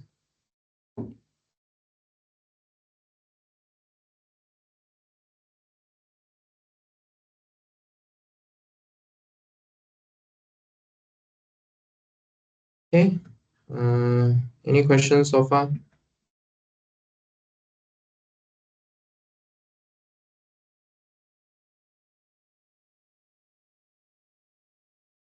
Any questions so far? So far, okay. Right, let's see. Okay, maybe we'll introduce the definition of inverse and then we'll take a break. So next up is inverse. So inverse, we really only defining on the square matrix here, n by n matrix. Okay. So n by n matrix here is invertible if there exists another n by n matrix here, such that what? AC equals to identity and then CA equals to identity. And then we'll say that A is invertible. And then we'll call that C is a inverse. So meaning what? It is something that you multiply to your matrix such that you get the specific matrix that has only one on the identity. We call it this IN here. Remember or not, this IN? You must remember, this act like a usual one inside our number system. Okay? Yeah, this is very special. Everyone multiply to it, you get that yourself. Okay, and then C is the one that you get to this particular matrix here. Okay, AC to I or CA to I. Both have to satisfy. Okay, you have to satisfy both sides.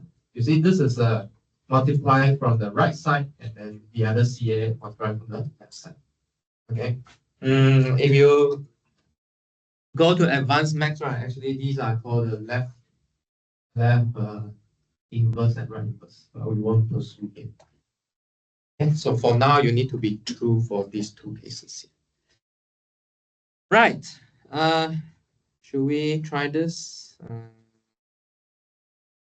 Maybe we'll just stop here. Okay, let's rest for 10 minutes. We'll resume at 12.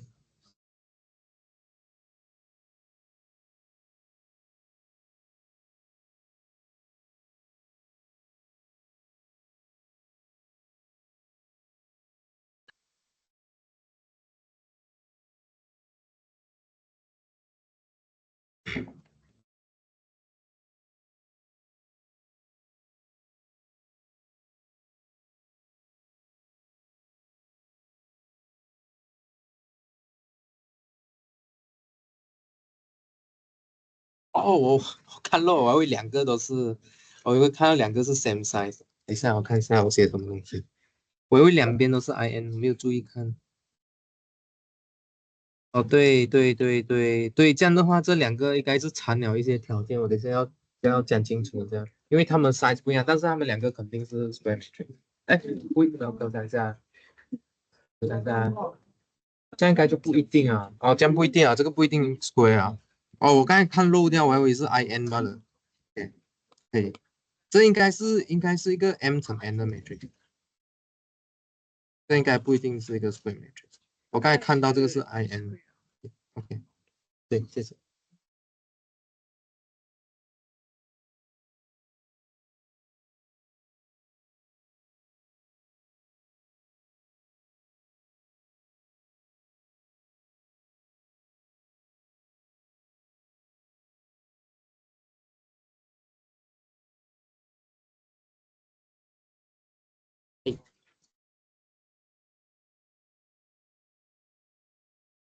啊，也可以，也可以，可以，可以，6乘3就是原来的。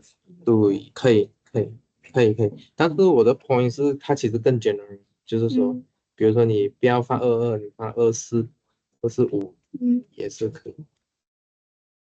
就是然后会的话会包括到2.1吗？不会不会，全的一。OK，谢谢。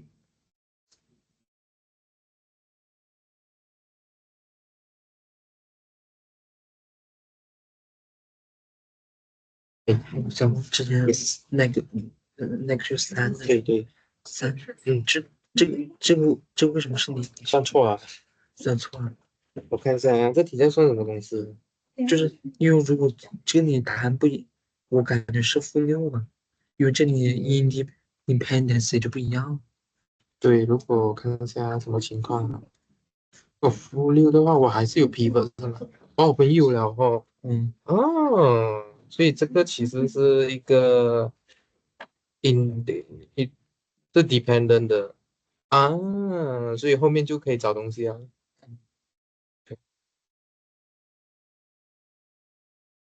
给我看一下，等一下啊，来测几啊？3这个哈，来测3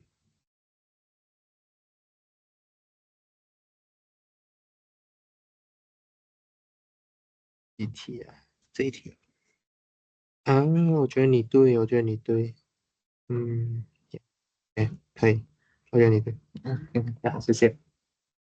你什么名字啊？你什么名字？舒心宇。哦，苏欣怡，OK，好这个，yes，这个东西啊，bracket for 4个是一样，圆呐，圆的 bracket。不是，就是来你是 dot 嘛，哦，我有时候 combine 在一起，它其实是 你是说这个符号，这个符号，这样的符号，怎么是哪一个符号？哪一个？自己的嘞，是啊哈，哦，这两个是一样的吗？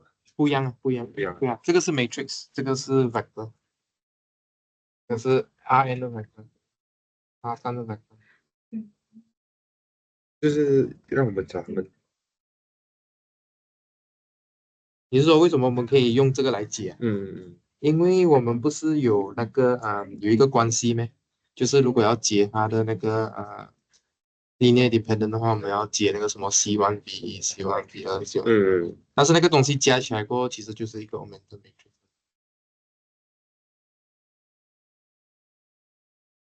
你是在问我那个吗？你在问我 matrix 跟这个的关系是吗？对对对，对对对对，下面你要去一个更前面的 example。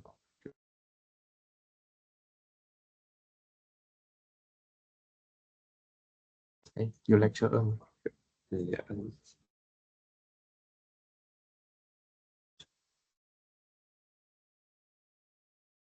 有做一个 summary 耶，我想一下是在23里边有一个 summary 蛮重要的。哎，这个蛮重要的，这个你看，你了解吗？这个，因为刚才你要解的东西是这个东西等于0，但其实你是在解这个。你记得讲从这里来这里。知道了。呀，就是拿这个加没有错，这个没有加就放在一起啊。啊，对对对对对。哦，这个你就变000，所以是说在解这个其实。就刚才是 vector 呀。对，是没错。那你刚才看到 vector 是在这边的，然后你要问他们有没有关系吗？有没有洗的？我明白，就是我这个 vector 我乘一个 variable，我把它加起来，它变成这样，我再把它抽出来。这个抽出来的，你可以这样想啊，可以去想。对，这个图蛮重要。对，因为我们会一直跳来跳去，跳来跳去，跳来跳去。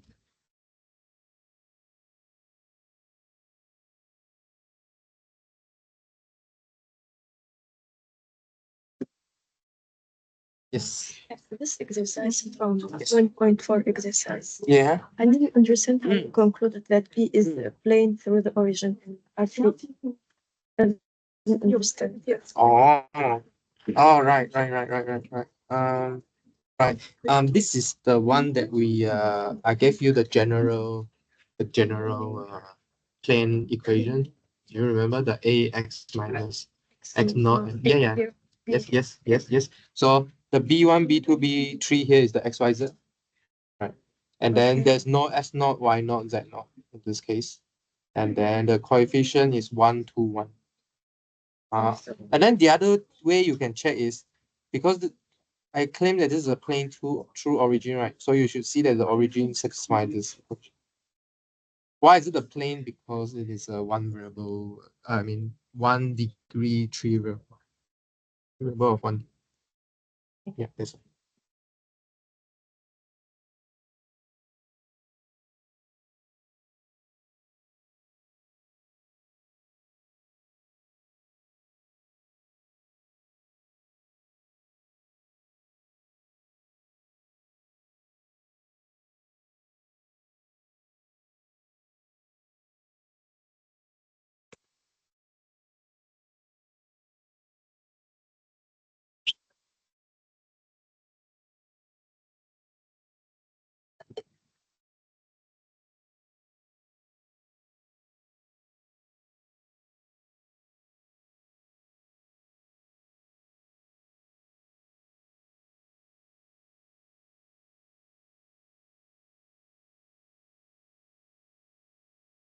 Okay, before we start, so Su Xingyu told us that there's some wrong calculation in this lecture example here. Not sure if you go through it carefully or not.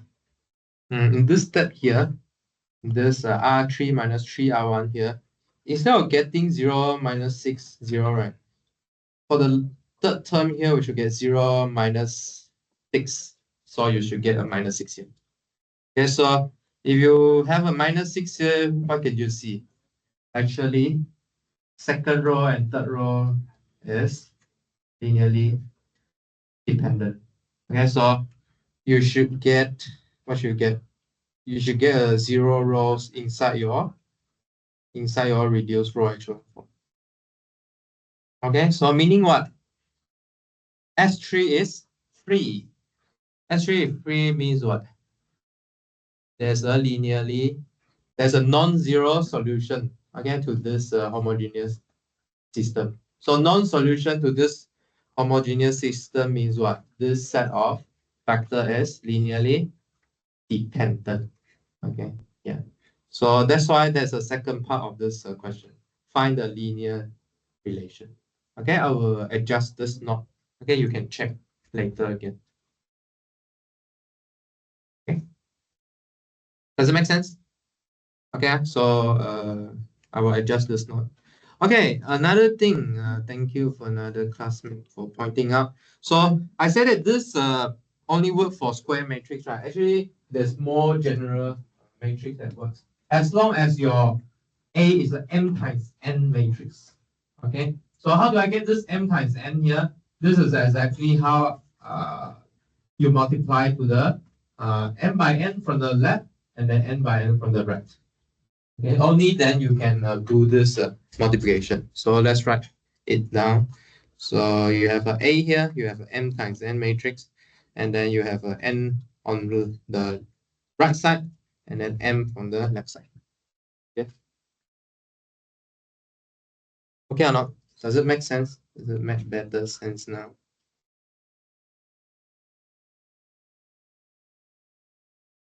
Yeah. Just now I thought I see IN on both sides. Actually, it's not. Okay. So far, so good. Okay. So maybe you need to cook out a better example here. Maybe you cook out a 3x2 matrix. Say, let's say 2, 5, 6, 0, 7, 8. Then on the left side, you should put a 2x2 matrix here. On the right side, you should put a 3x3 matrix instead. Okay. Verify that you will always get back your A.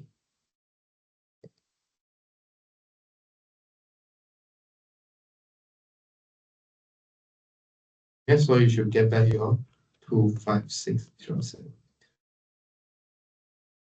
Does it make sense? Okay. Yeah.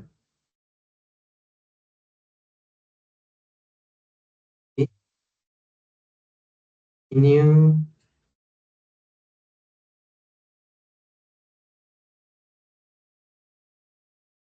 All right, let's continue with the inverse business here.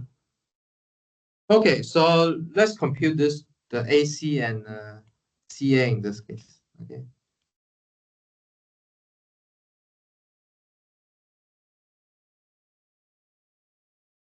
And maybe I would do one full to check whether you know the matrix multiplication or not.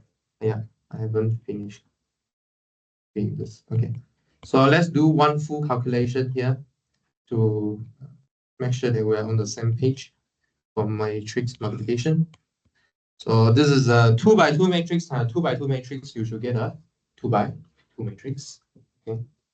So to get the first row, first column terms, what do? You take the first row times the first column. Second, which one do first? Okay, second row, first column, you take the second row times the first column.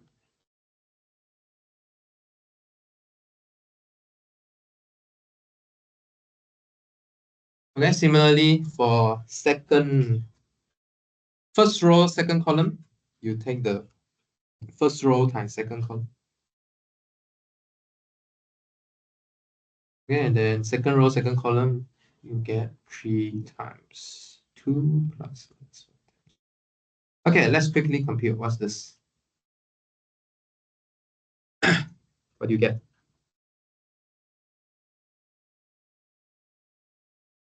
1, 0, 0, 1. Okay, so what's this? This is the identity matrix, 2x2 identity matrix. Okay, I2. If you quickly compute CA, maybe you can use your eyes also. Can you use your eyes? I mean, by inspection. Okay, by inspection. Can you use inspection to see that you also get a identity matrix? Okay, so meaning what? This C is a matrix that multiply from left and right of A such that you get a identity. So meaning what? Meaning C is the inverse of A. Yes, C is the inverse of. By definition. Okay. It's something that you can multiply to A, you get identity. In this case here, A is invertible. Okay, we'll say that A is invertible.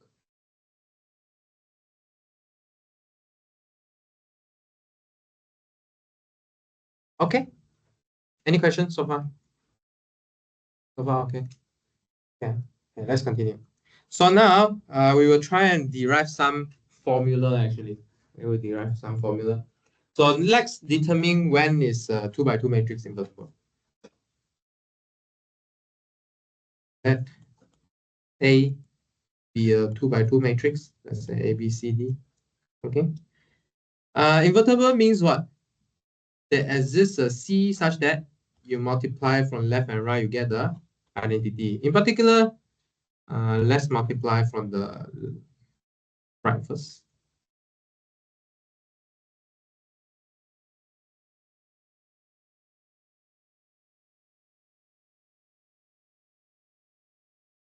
So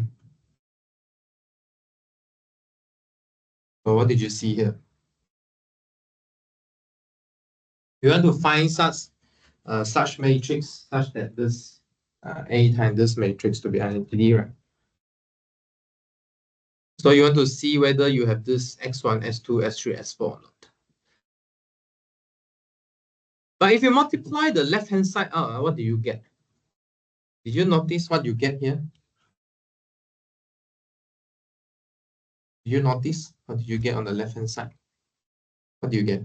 A, x1 plus B x3, and then A x2 plus B x4, then C x1 plus D x3, C x2 plus D x4. Okay. Oh, I think I haven't told you when two matrices are the same, right? What do you think? When two matrices are the same, they have to be the same at every spot. Okay, they have to be the same at every spot. So how many spots here? There are four. All right. Okay. So meaning what? You created four. What did you see? Four linear system. I mean, four linear equations. Okay. A linear system with four linear equations here. And then again, this is a problem of solving a linear system.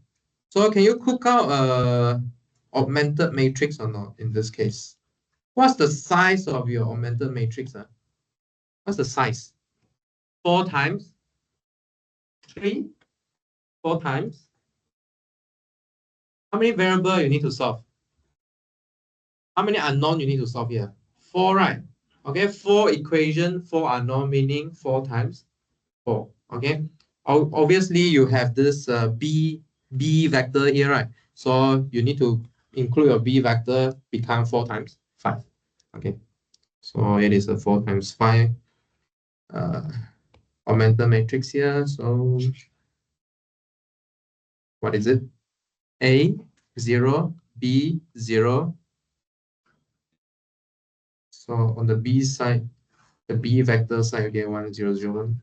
And then you get, so you can see that your A and B and C and D are like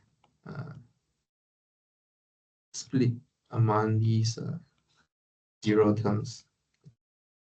Okay, can you solve this? Try and solve this. This is very important, interesting to solve. Try and solve this. Try and find the solution. X1, S2, S3, S4.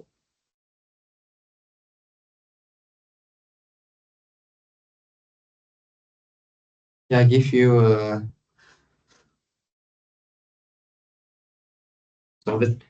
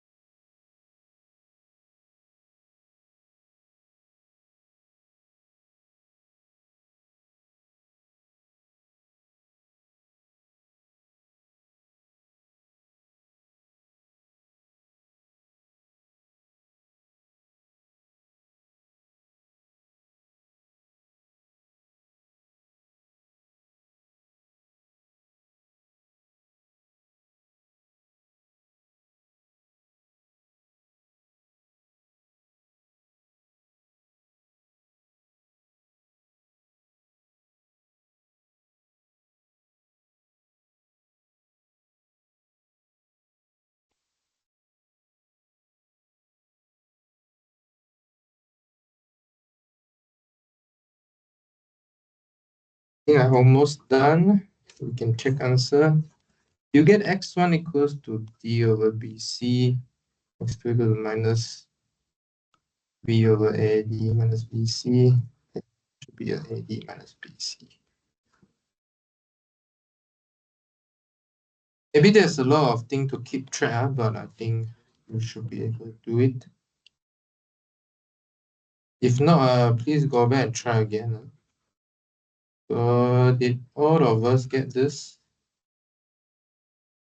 Did all of us get this? So if I arrange this together, what do I get for my matrix here? D over AD minus BC minus B. Where is my S2? Yep, correct. So minus B over AD minus C over AD minus BC. And then A. Okay, so you can see that every term here is divided by AD minus BC, right? So you can try and pull it out. Try that I get ADA minus B minus C. Okay, did everyone get this? This is the correct formula for 2 by 2 matrix. Did everyone get this or not? You need to be patient when you do this calculation. Must be patient. Okay, must be patient. Do it one by one. Okay, so what do we see here? We realize that this matrix, the inverse of a 2 by 2 matrix. What happened?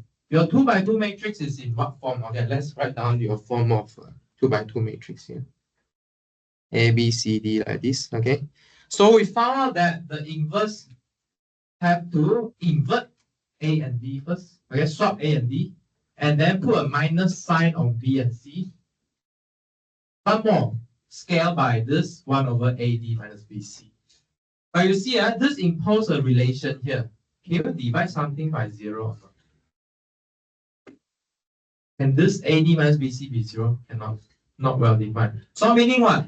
If you want this A to be invertible, want this matrix to exist, your AD minus BC cannot be 0.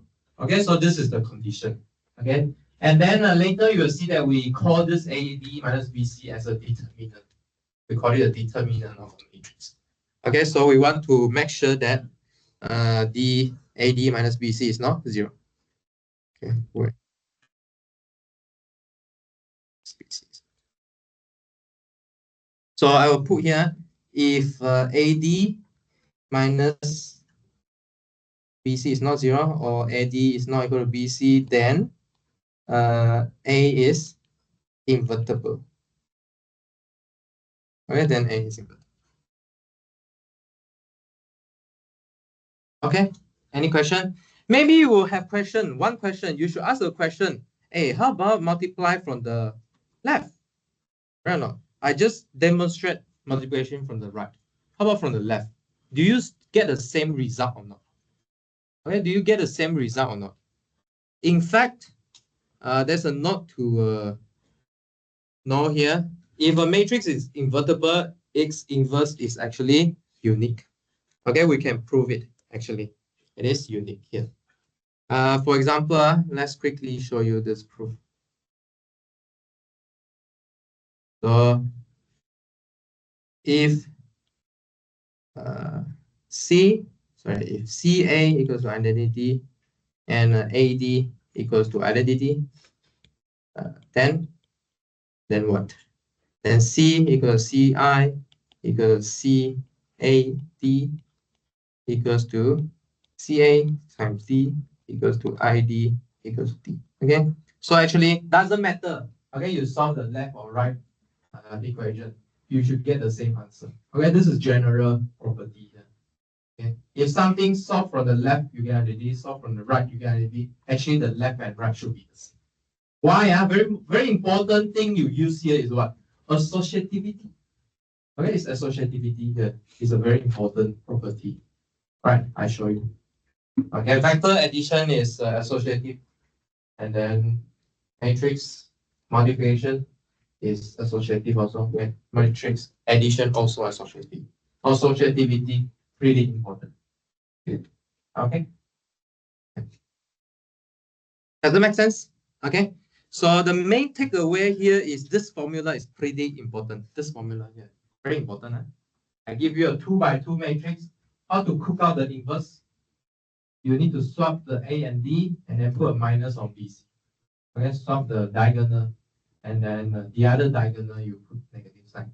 Divided by this determinant. You mustn't forget this AD minus BC.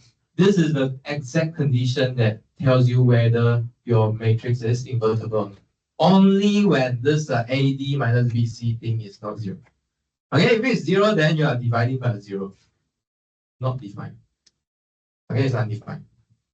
Does it make sense? Okay, so the main takeaway for this is this formula here.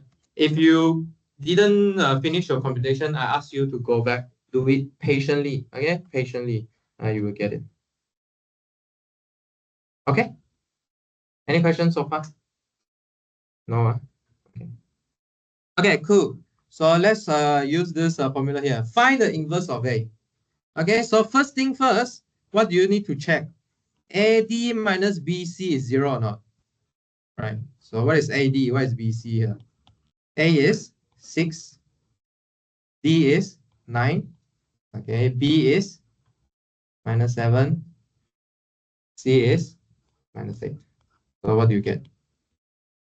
45 minus 56.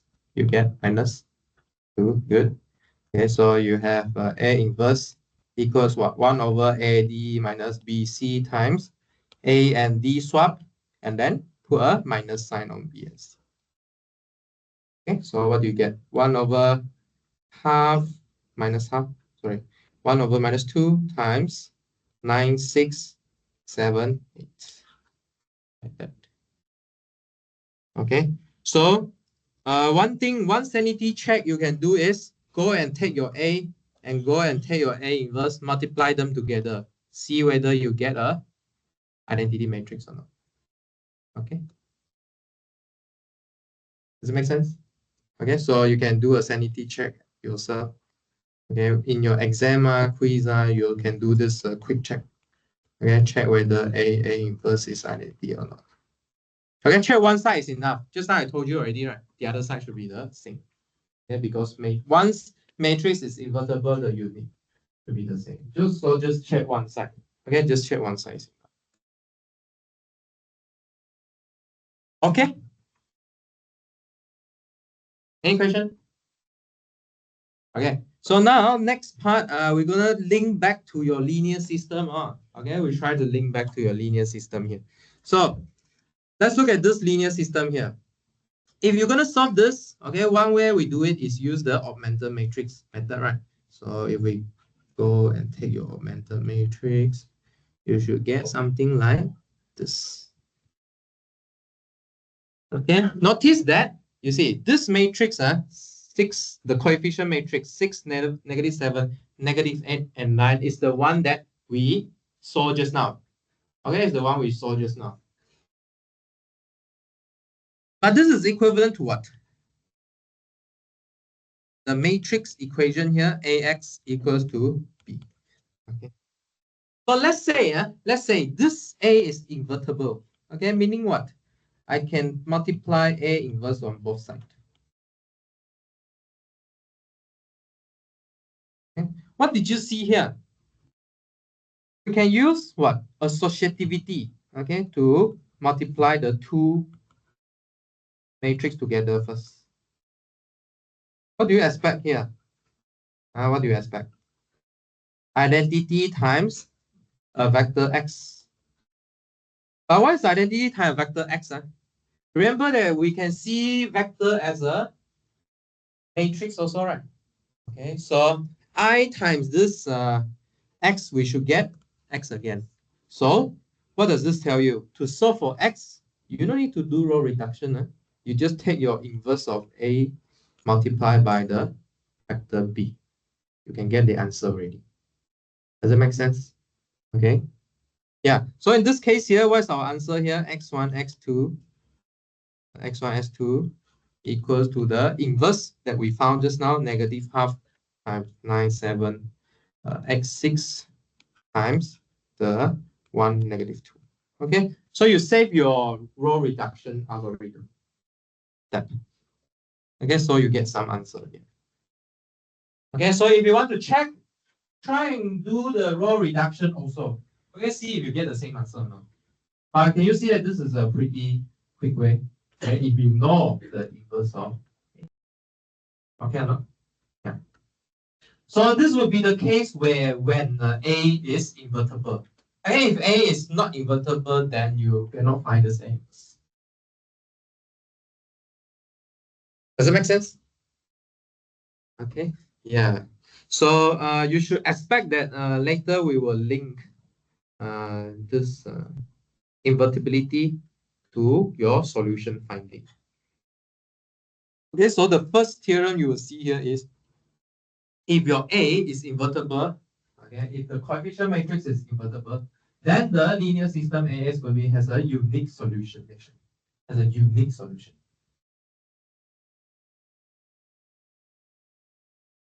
Has a unique solution. But can you see from this example why is it unique? Actually, there's no free variable inside here. Everything is determined. So you get a determined matrix multiply a determined vector, you should get an exact vector. There's no variable for you to play around here. Yeah, from this example.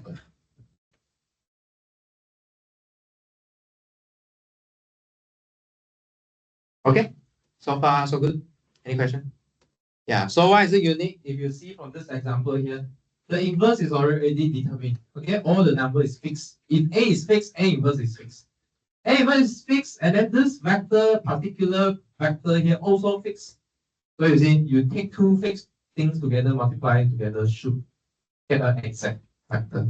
There's no room for you to play. Does it make sense? Make sense, huh? Any question? Any question or not? Okay, so if you found that the coefficient of your coefficient matrix of your A is invertible, then your linear system has a unique solution. Okay, you should get a vector one here, no matter what. Okay, zero vector is still a solution, by the way. Okay, please don't trick zero solution. Zero vector is nothing. Okay, so far okay or not?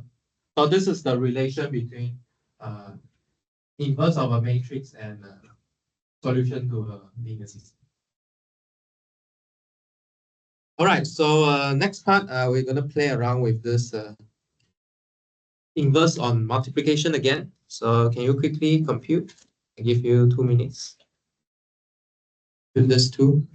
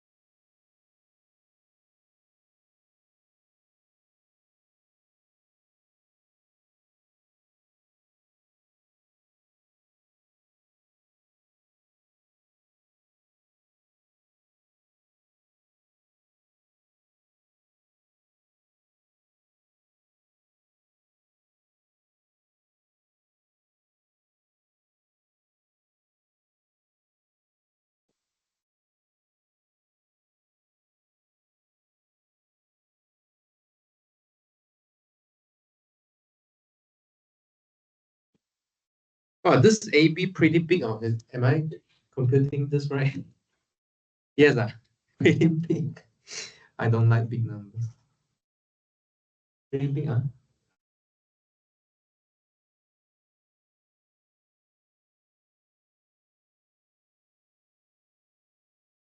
I think the other few things I want you to compute is probably and compute A inverse T and B inverse A inverse. These two. And after you compute the first two, try and compute the other two.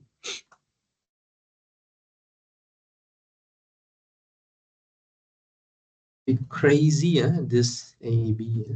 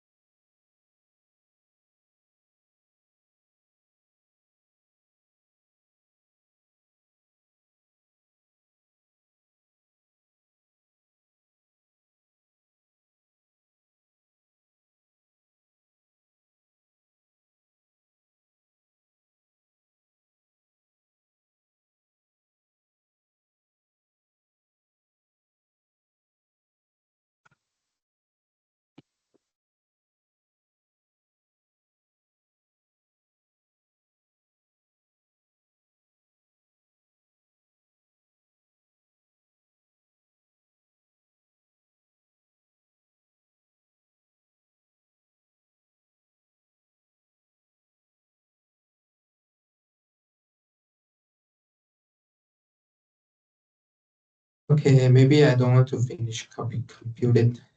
Anyone finish? Anyone finish? You see that AT inverse is equal to A inverse T.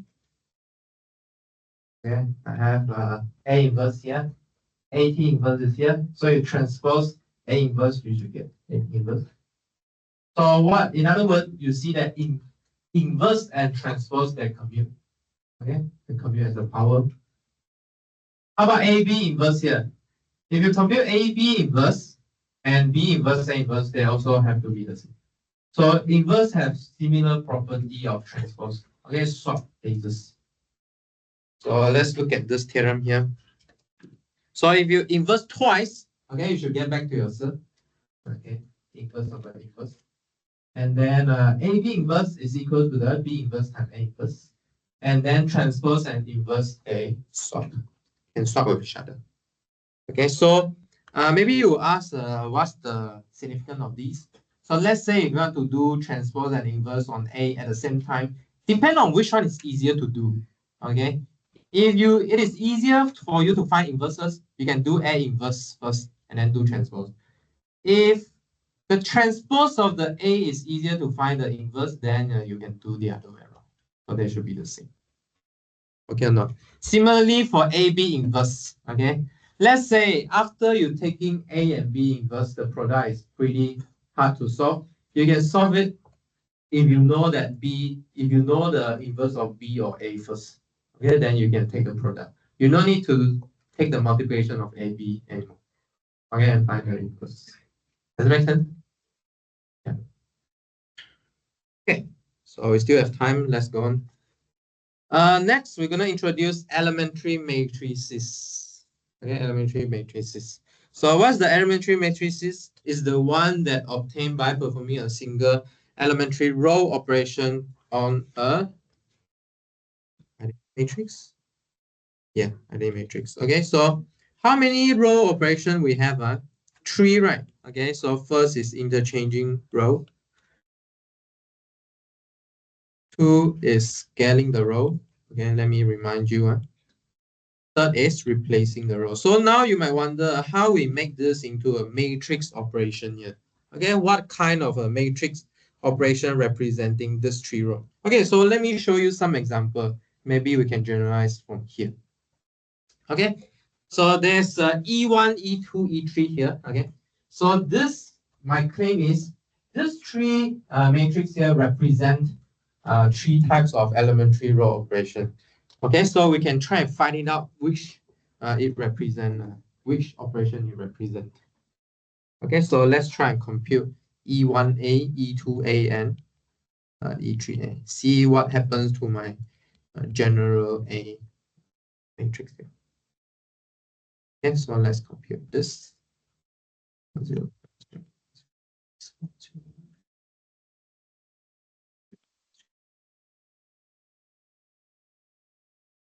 Okay.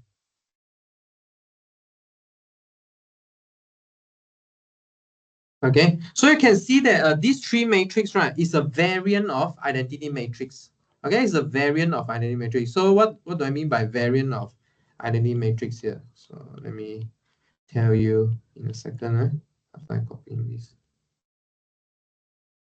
Okay, so what you see here is in E1, right, you see you have the diagonal term from your identity matrix, but you have an extra -4 here.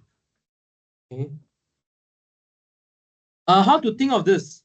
You can think of this as what? Replacing what? The row 3 of your identity matrix by what? -4 times R1 plus R3. Okay, so this is like a -4 times R3 plus R1 on the identity matrix, right? How about this E2? E2 is a swap of row 1 and row 2. Okay. How about E5? Sorry, E3. 5 times row 3 on your identity matrix. Okay, so this is what it means by this sentence here. And elementary matrix is one that obtained by performing a single elementary row operation on an identity matrix.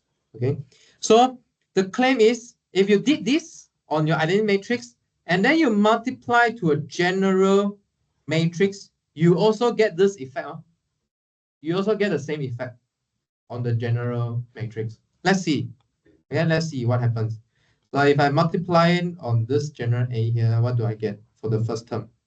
I mean first row. A, B, and C. Okay, because you take the first row times the columns. Okay. How about second row times second column here? You also keep your D, E, and F. But if you take the last row times all the columns, what do you get? -4A plus G, -4B plus H, -4C plus I. Exactly, you are taking -4 row 1A. I did this wrong, right? No one tell me. So -4 times row 1 plus row 3. Okay. Exactly doing this row operation here. So what do?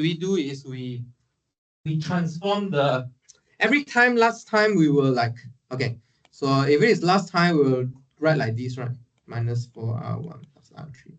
We'll write like this, row reduction. But now we realize this operation as a matrix multiplication. Does it make sense?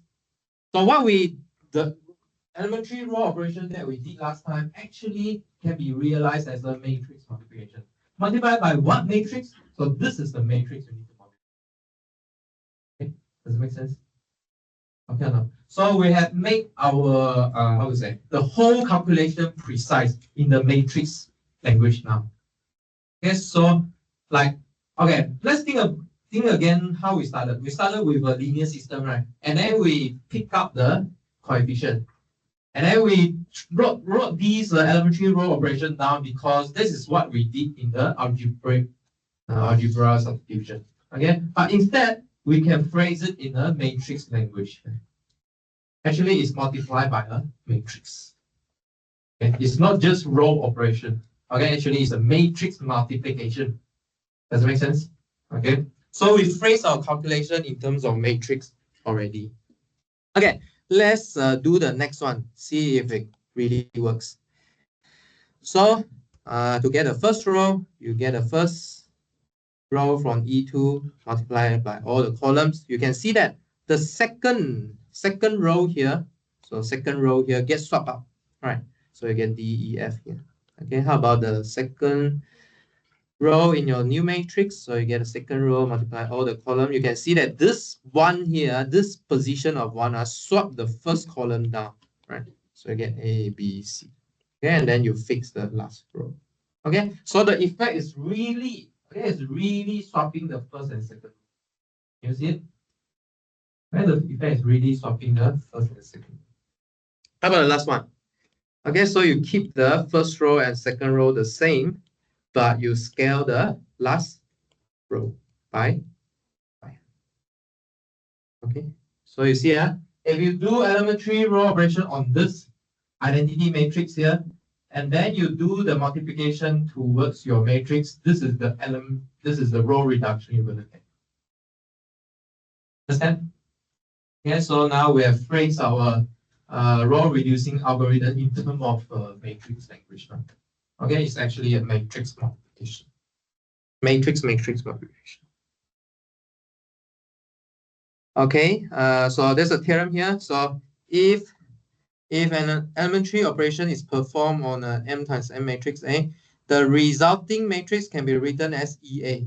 Okay, where this E is made up by the same elementary row operation. This is what we conclude just now. Okay. Yeah. Okay, so if you have a elementary row operation on A, and then you can write it as a bunch of product of EA. So I mean, give you a context, right? So how about let's take something we have computed before. Take something we computed before. Maybe take a smaller one. Maybe take this one. Okay, I left this as a word. So let's take this one. Copy. Paste here. Okay, so can we write this as a what? As a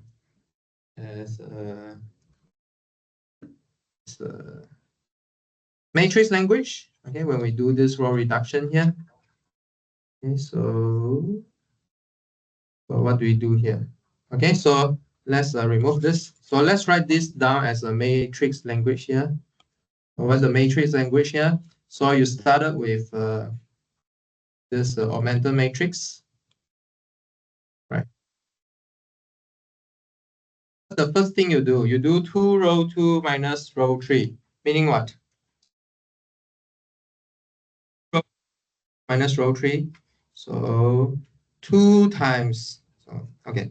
So you should do 2 row 2 minus row 3 on your identity matrix here.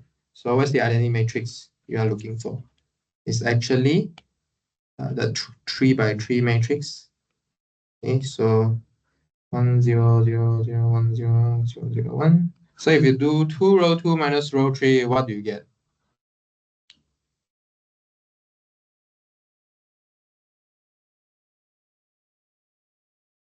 Hey, this solution has problem, right? Because it violates our convention. Our convention was if we change the row 3, we should put it at the front. I don't know. Let's see. So if I do minus 3 minus 4 plus 4, yeah, 0, okay. 8 plus 6, yeah. So I think I need to adjust this in my solution also. Okay, so we take minus 3 plus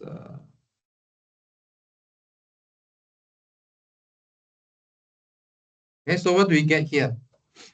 So we should apply minus 3 plus 2 row 2. So here is 2, here is minus 1. Okay, so this is the first step. How about second step? Okay, second step, there are 2 steps here, right? Row 2 plus 3 row 1. And then row 3 minus 2 row 1. Okay, so what's the matrix that corresponds to this row 2 minus plus 3 row 1? What do you think? So we should keep the first and the last row together, right? Okay, and then the second row become 3, 1, and 0. Okay. How about the last one? Okay, maybe test one of you instead of me doing. Anyone want to try? About row 3 minus 2 row 1 here. What do you think?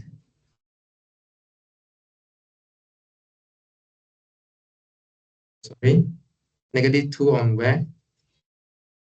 Which row? Last row, okay, negative 2, 0, and 1, and then you keep the other the same.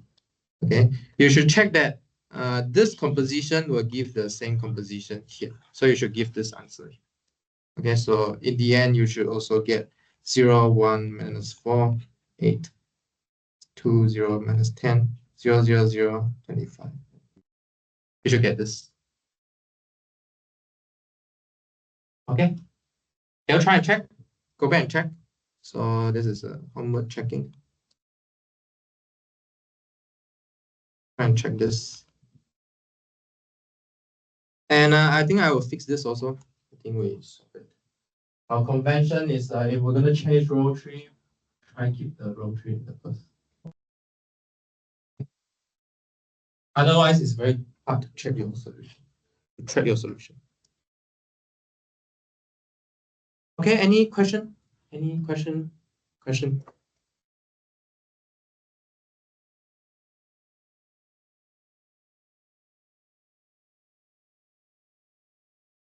Any question so far? Is it clear how to get this matrix here? Is it clear? Okay, you need to do your row operation on the identity matrix first. Okay. And then the result is if you take this EI, okay, we call it EI multiplied by your augmented matrix, it will get the same effect you do this row operation. Okay, not that these this middle thing are matrix multiplication. Okay, matrix. So in other words, what happens? We turn the row operation into a matrix multiplication. Okay. All right. So next theorem, each elementary matrix is invertible. Okay. So why is it invertible? You can do the reverse thing. Okay, you can do the reverse thing to get back. Okay. For example, a very easy example is, how about if I do row 1 swap with row 2? Okay. Let's say if I do row 1 swap with row 2, what's the inverse matrix? What is the inverse matrix here? You need to swap it back. Okay, actually it's the same guy that swapped it back. Okay. Okay, so invertible here means you need to go back. So for example, right, if you have, let's say this one is minus R3 plus R2. So can you invert back to identity or not? What's the way to go back? Okay, let me test you. So let's say 1, 0, 0, 1, 0, 2, minus 1. Okay, so this guy is coming from where? Minus row 3 plus 2 row. Okay, so how do you go back? How do you go back to 1, 1, 1? Can you tell me the row operation first? Can you tell me the row operation first? Row 3 minus 2 row 2, you sure? You still left with a minus 1 here. And then minus row 3. So why not you just do this? Okay. It seems like it's the same. Is it? Is it the same? Is it the same? So maybe we quickly check. So if you do this on this, surely you get 1. Okay. The problem is you need to make sure here is 1, right? And then multiply. So if you take this, multiply this, you get 0. Good. Okay. Yeah. How about this spot here? Is this spot worry? Not worry enough because this multiply this, you get 0. Okay. Yeah, so you should verify that this is also identity. Right? This is also identity. Okay. I think scaling is a bit different, right? Okay. If you scale by 5, just now, for example, if you scale by 5, let's say, how do you make it back to identity? I mean, back to 1. You need to scale by 1 over 5. Okay, yeah. So you multiply 5, divide by 5, go back to 1. Okay, so this should be so the next line is the inverse of V is actually the elementary matrix of the same type. Okay, is it clear? I think it's clearer if you look at the row operation. It's clearer to see here. Okay, if you scale by 5, obviously you need to scale by reciprocal of 5. Okay, to get better identity. If you swap, then you swap it back. And then this one, I think, is a less obvious one. Okay, how to get back. You replace and column. Okay, does it make sense? Any question? Okay, if no question, try and go back and do this. We will discuss this example next class. Okay, try and do this example, and then we'll discuss next class. Okay, if no problem, we'll see you on Wednesday.